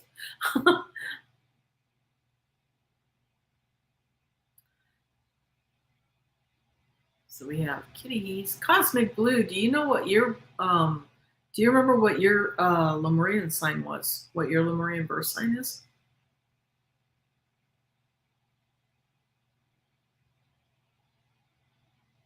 Wow, kind of like the Tuatara, smiling gecko.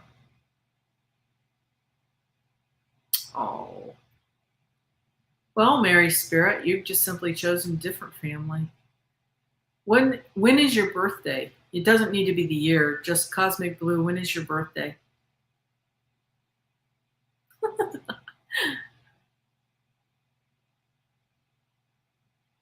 Oh, sad. Sorry, Tammy.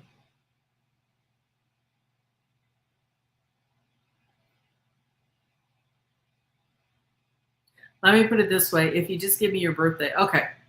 So actually, you're this happy birthday. This is going to be coming up. You're born in the month of Fatwa. So that is Fa. Get over here. Type this. Fatwa sign. If I can type. Of the falcon. Here we go.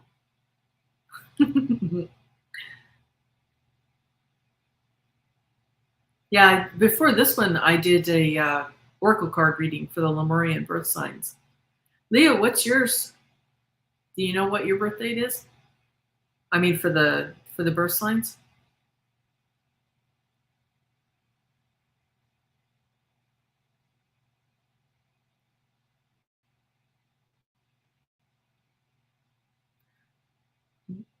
Yeah, but Leo, what is your birthday? And I'll give you your Lemurian birth sign.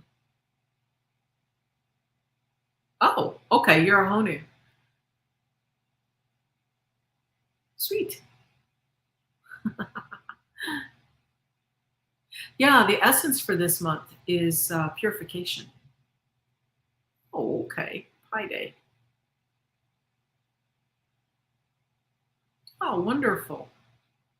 Well, Mary Spirit, what is your birthday? And we'll give you your yeah, I know everybody's thinking pie now. But yeah, Mary Spirit, if you pop in here and give me your birthday, I'll tell you. Oh, you're a Kopa Nui. Hypnicity is a Kopa Nui. Oh, Mary Spirit's another Honu. That's wonderful.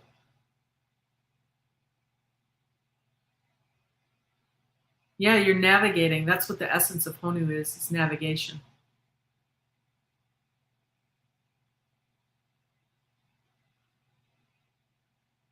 Coconut cream. Lemon meringue for me.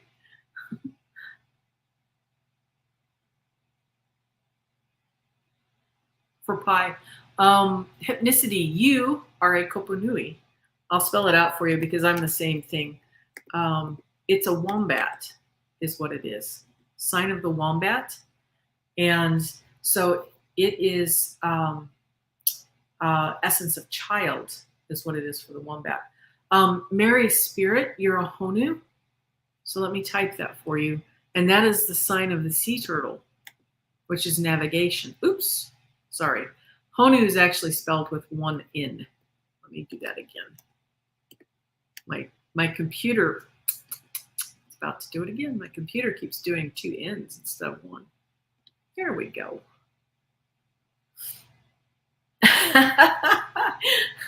Rather have cake. I'm not gonna deny anything that's got sugar in it. Oh, fatwa is purification. Wombats are cute. I had to go look up what a wombat is. Whenever I had my Hunasil, and I was told that I was a Kopanui. Mentally I'm thinking, I think I know what a wombat looks like. Had to go look them up. They're fascinating. And how wonderful is that? So see, on some level, you just know. Hey, another wombat. High five. Yeah, so for Kopanuis, like I said, that essence is the essence of the child, and that can also be like creativity. It doesn't have to just be the youngsters. Like a beaver, they are an herbivore, so they graze, and they also dig tunnels. Apparently, they burrow and they help bring water to different locations. Yeah.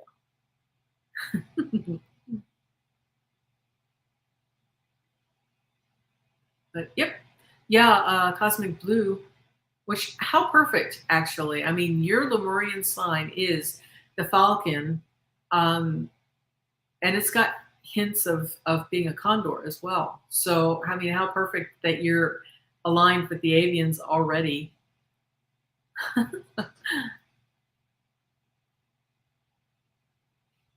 Fatua. Mm,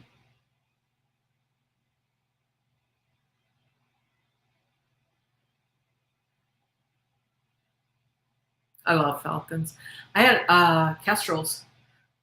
Actually, now that I'm thinking of it, I haven't heard my kestrel in a while. But we've got a baby red-tailed hawk that's been struggling to learn how to hunt.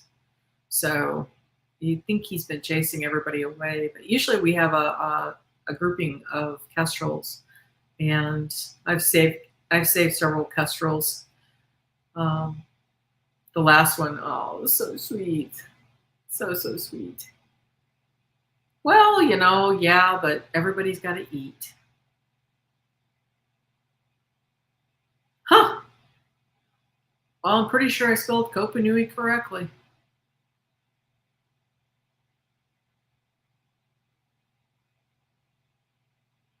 We should double check with the graphic. Oh no, it's the star. That's my star chart.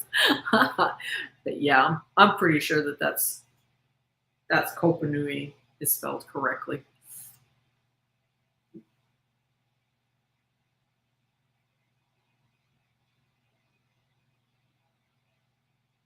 Hmm.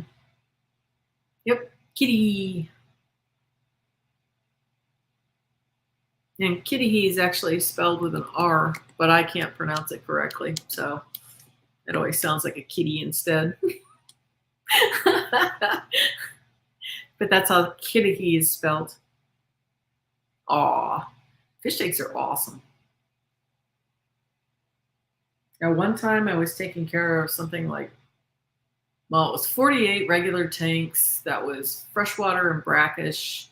Then I had 8 fish ponds that I was taking care of as well for a job.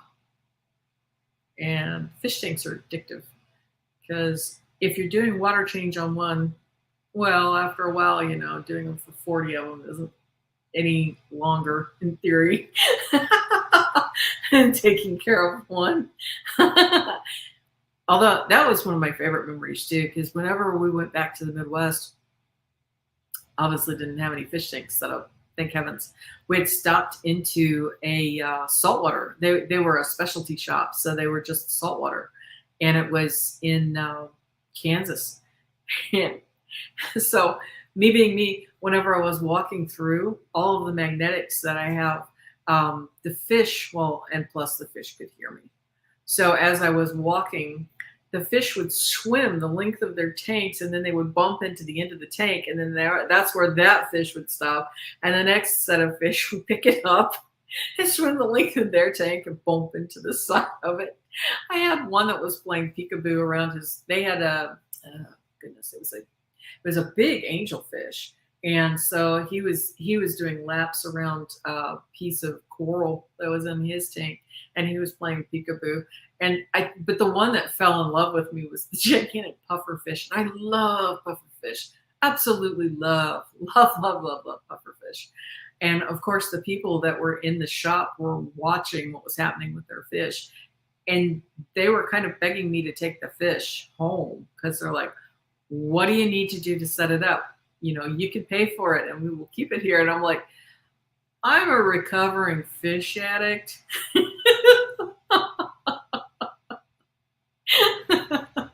They completely understood because they're like, but you could really, and I'm like, no, it would take me a while to cycle a tank and to take him home. But yeah, I just utterly adore pufferfish. They're so cool.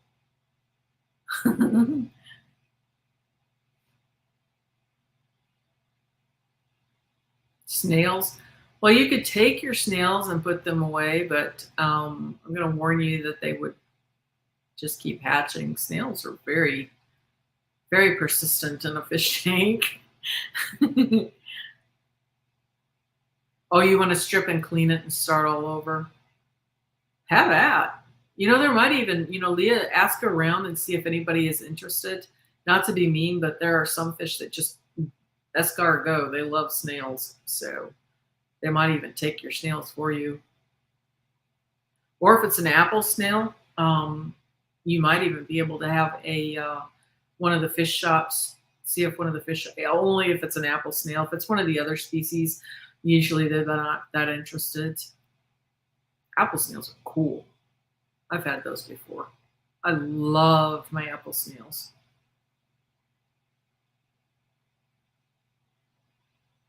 Yeah, yeah. Puffers are a bit of badasses. They kind of have to be in their own fish tank. Oh, white catfish. Looks guilty. Probably because your white catfish eats things that it shouldn't.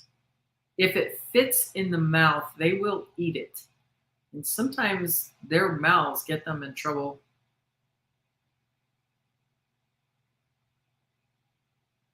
We had one. Oh, he was huge. Yeah. Yeah, ours was a red tail. We named him Hong Kong Charlie. Even though red tails don't come from Hong Kong, he just seemed like he needed a title. And his was, he had little Fu Manchu whiskers. But yeah, he was a store mascot. Oh yeah, the betas. I love the betas. Do you keep yours in the small bowls? Mm. Annie Bear, that is a good point. Yeah, they do hunt with their feet. Pounce, pounce, pounce. I do love the kestrels, though. I like the red tail hawks too, but the acrobatics of the kestrels, I love them.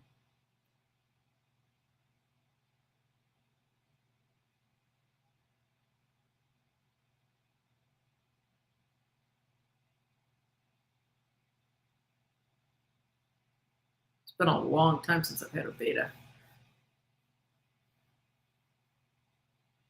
Oh, yeah, sure.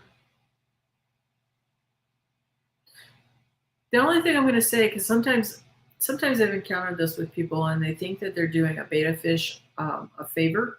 You can put them in like a 5 gallon, or you could also do them in a 10 gallon.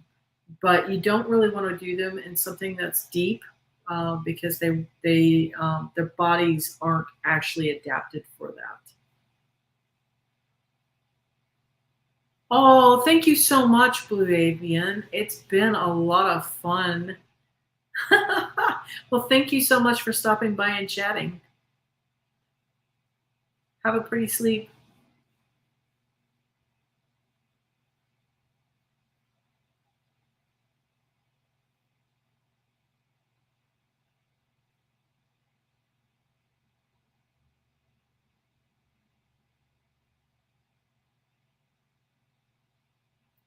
Sweet dreams.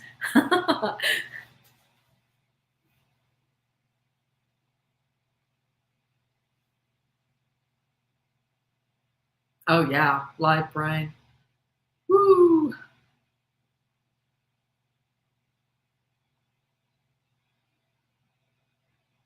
No, just memories of having to clean the brine tank. Not necessarily my most favorite memory.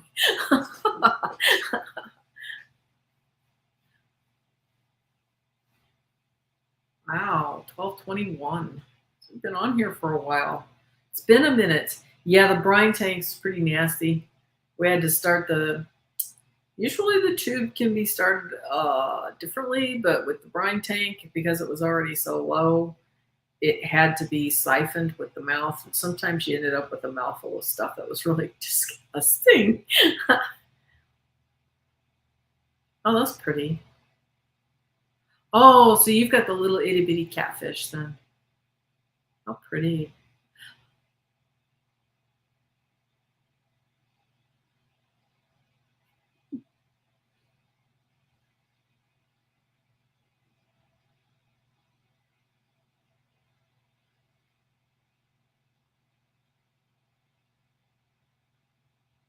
Well, I know I've said Lemurian live chat, but this I'm not sure we really stuck with Lemuria this time.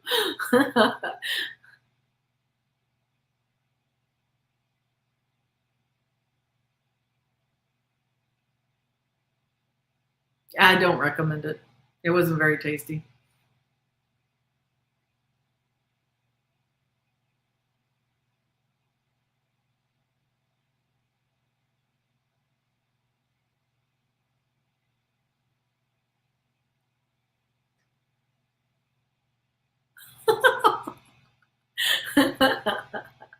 True.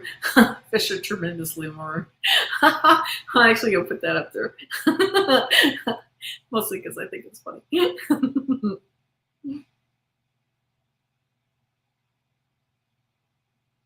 The original continent, sure. And then it sank.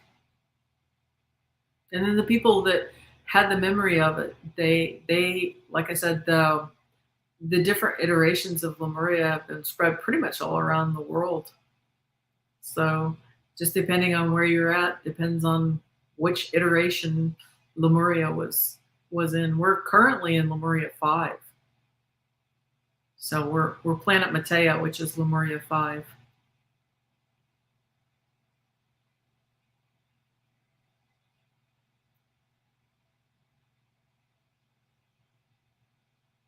I could try to do some of it, but my main thing is that the stuff that I learned,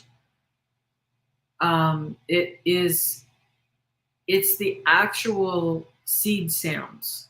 So the technology sounds from Lemuria. Uh-huh. You got it right. Yeah, Leah. So from what I understand,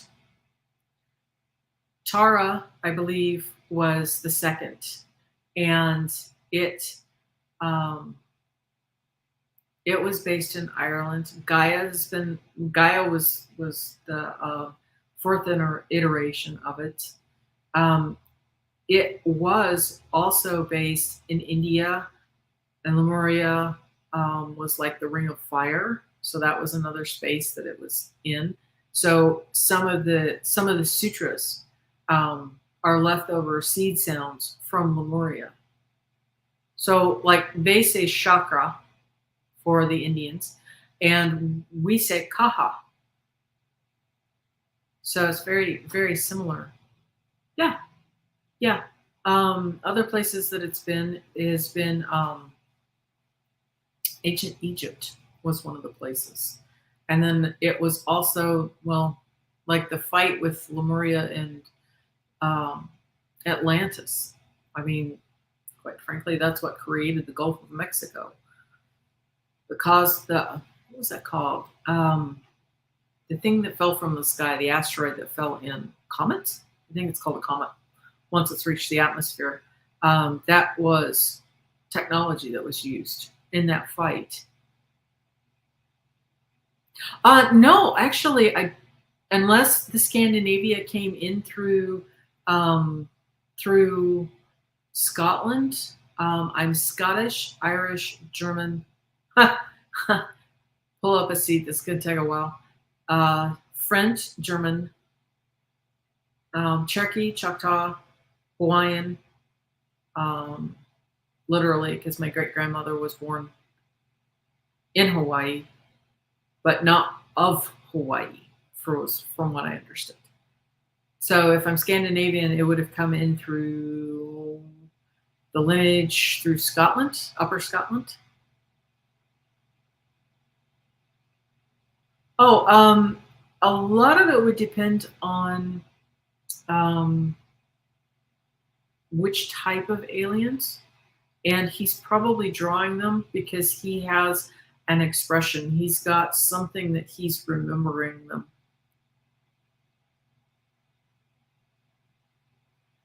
Yeah, and if you look at the Lemurian crystals, they have codes in them. You leaving me, Annie Bear? We've been at this for a while.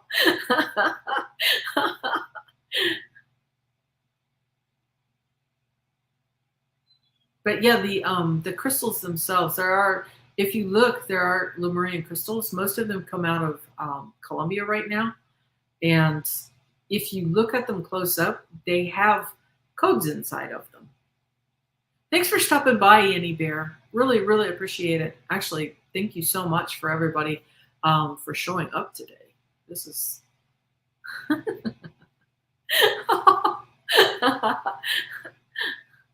too funny. Oh, how wonderful. You're ready for a nap, aren't you? Integrate everything that we've been doing. Well, I will be doing this again next week. Since everybody really enjoyed it, what we can do is I can bump the time up. I thought maybe it would be helpful if I was starting at an hour, but if you would like, I can go ahead and do the same thing. Sometimes you hear others. Mm-hmm. Mm-hmm. A lot of it just depends. Whenever I'm listening to them, sometimes when it comes in, I'll be hearing messages. But a lot of times I have a filter that's in place. And so it needs to be a certain frequency before it will come in. Because if it's a lower frequency, I don't want to hear it. And I don't have to hear it. So it's beneficial to me to only deal more with the higher frequency people, because I spent my whole life around being bathed in a sea of lower frequencies. It was built for lower dimensional beings to have the advantage. So this way I set my bubble, and I have been making more contact. And that's one thing that is really nice and promising. And everybody that's going to hear this on the replay, this is kind of important too. Honey, from what I understand, Lemuria 5 is it. Lemuria 5 is actually the end game from what I've been told. So we're here forever. Yeah, and that's just it. The higher dimensional beings are now coming more and more into our space. And our space is also being based more with the higher photon lights, which means that more and more we have the higher dimensional frequency beings that are capable of making contact with us. So things that we have only been able to glimpse at before, we can now do and hold more frequency. Even being out, playing in your garden, taking a walk, playing in the pool, but being outside can be helpful right now. Even if it's just at the daytimes, whenever it's like in the morning, early morning, because I understand and recognize that it's high heat areas. So you can go out in the early morning, but you'll be getting codes from the sun.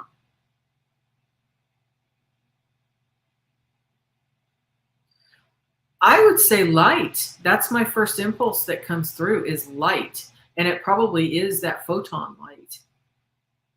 But I'm not sure that there's a distinctive echo for it, or an essence. Echo in the bone.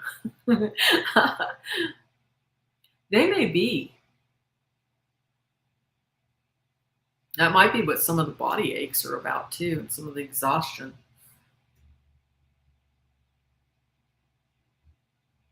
What is Lemuria 5 animal?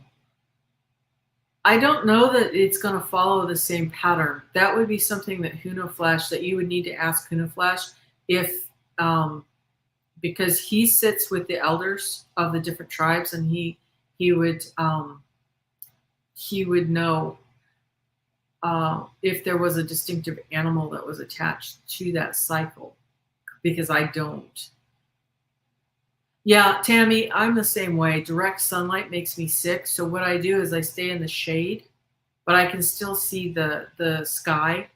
And right now, what's happening for me is when I look either at the sky, the trees, or the ground, I see the codes. I see the light codes that come through.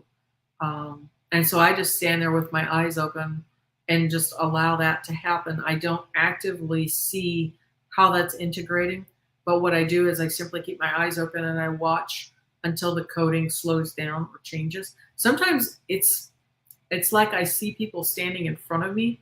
They haven't made a distinctive form yet, and it's been years now that this has been occurring. But sometimes I'll have as many as like 5 people in front of me if I'm walking between the barn and the house.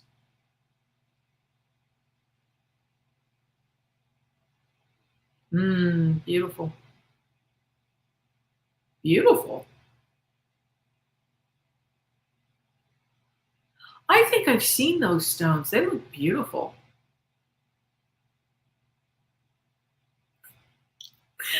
Do we need to let you go, Annie Bear? Oh, but Tammy, that was just what I was trying to give you as a description, because I don't deal well with the direct sunlight. It makes me feel sick. So I stay in the shade, and then I will and it's only in small amounts that's needed. Yep. Yeah, the lights, they're definitely different. I think people change that, everybody's experience is different. So some people, like me, some people will see them, um, and then other people will notice at different times skin reactions. Are you having a skin reaction to the actual sunlight? Because you don't have to hurt yourself. Some of the skin reactions is because your skin is actually taking those codes and you are upgrading. But as some of the other people have noticed, it is too much. Well, it's like that. You're kayaking. That's not just getting sunlight. And yeah, hey, howdy, you're going to end up with a migraine, because it's not just the light coming from above, it's also reflecting off of the light off of the water.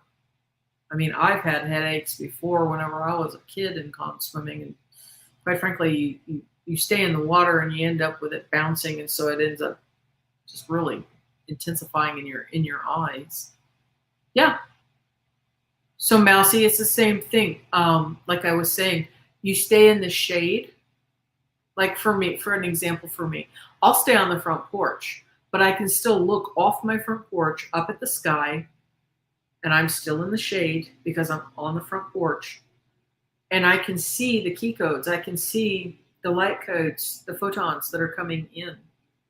And so I'm still receiving what I need without harming myself. Yeah.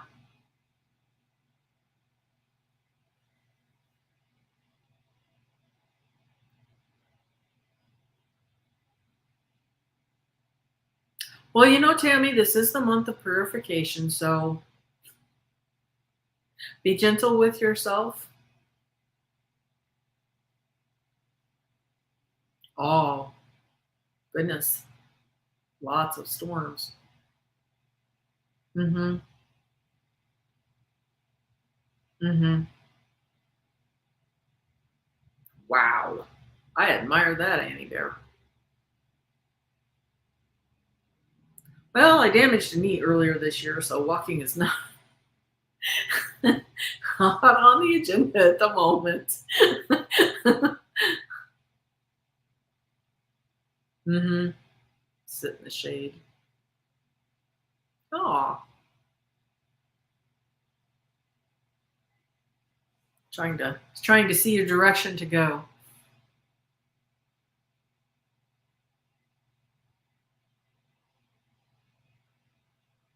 But outside is hugely helpful, but it depends on where you're at. You work with the heat, not against it. So the cool of your days, your absolute cool of the days, will be in the morning before the sun comes up. And just depending on where you're at, you might be able to do it late in the evening again. hmm Leah, swimming might actually be a good substitute for you.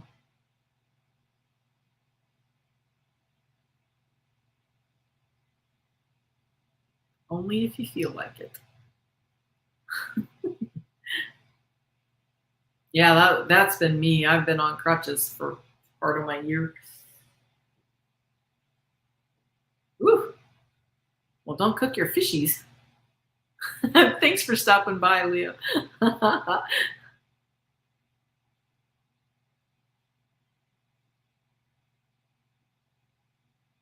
Aw. Oh, that's wonderful. Yep. Yeah, the water can help a lot because it not only is it helps you to ground. The water can help you to ground, and it definitely helps to support your weight.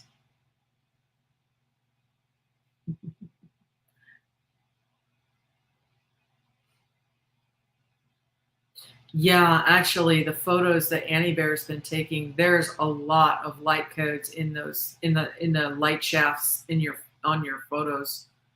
I've seen a few of them, Annie Bear, and they're really full. That's something else too that people can do. Like for example, like the photos that Annie Bear has taken, you can see the light shafts that are coming down.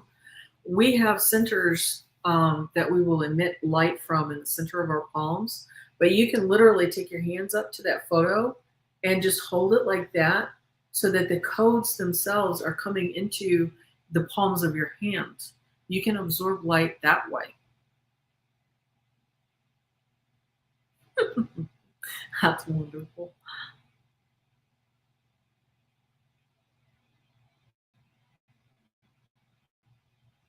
Alrighty, gang. So, okay, if we don't have any more questions for today, I'm going to go ahead and end this live stream since we've been at it for a couple of hours now. Oh, that's sad. I really appreciate everybody for being here and for taking their time out of their day to sit and chat. This has been wonderful, and you're so welcome. Yeah, yeah. Any which way that you can get into the light or to observe the light, but do it safely. Really, it's a good time for it. But yes, thank you so much, everybody. And I'm going to try to set up the live streams again for next week around the same time. And I will be back with the Oracle card reading then for next week. Sending you love, everybody.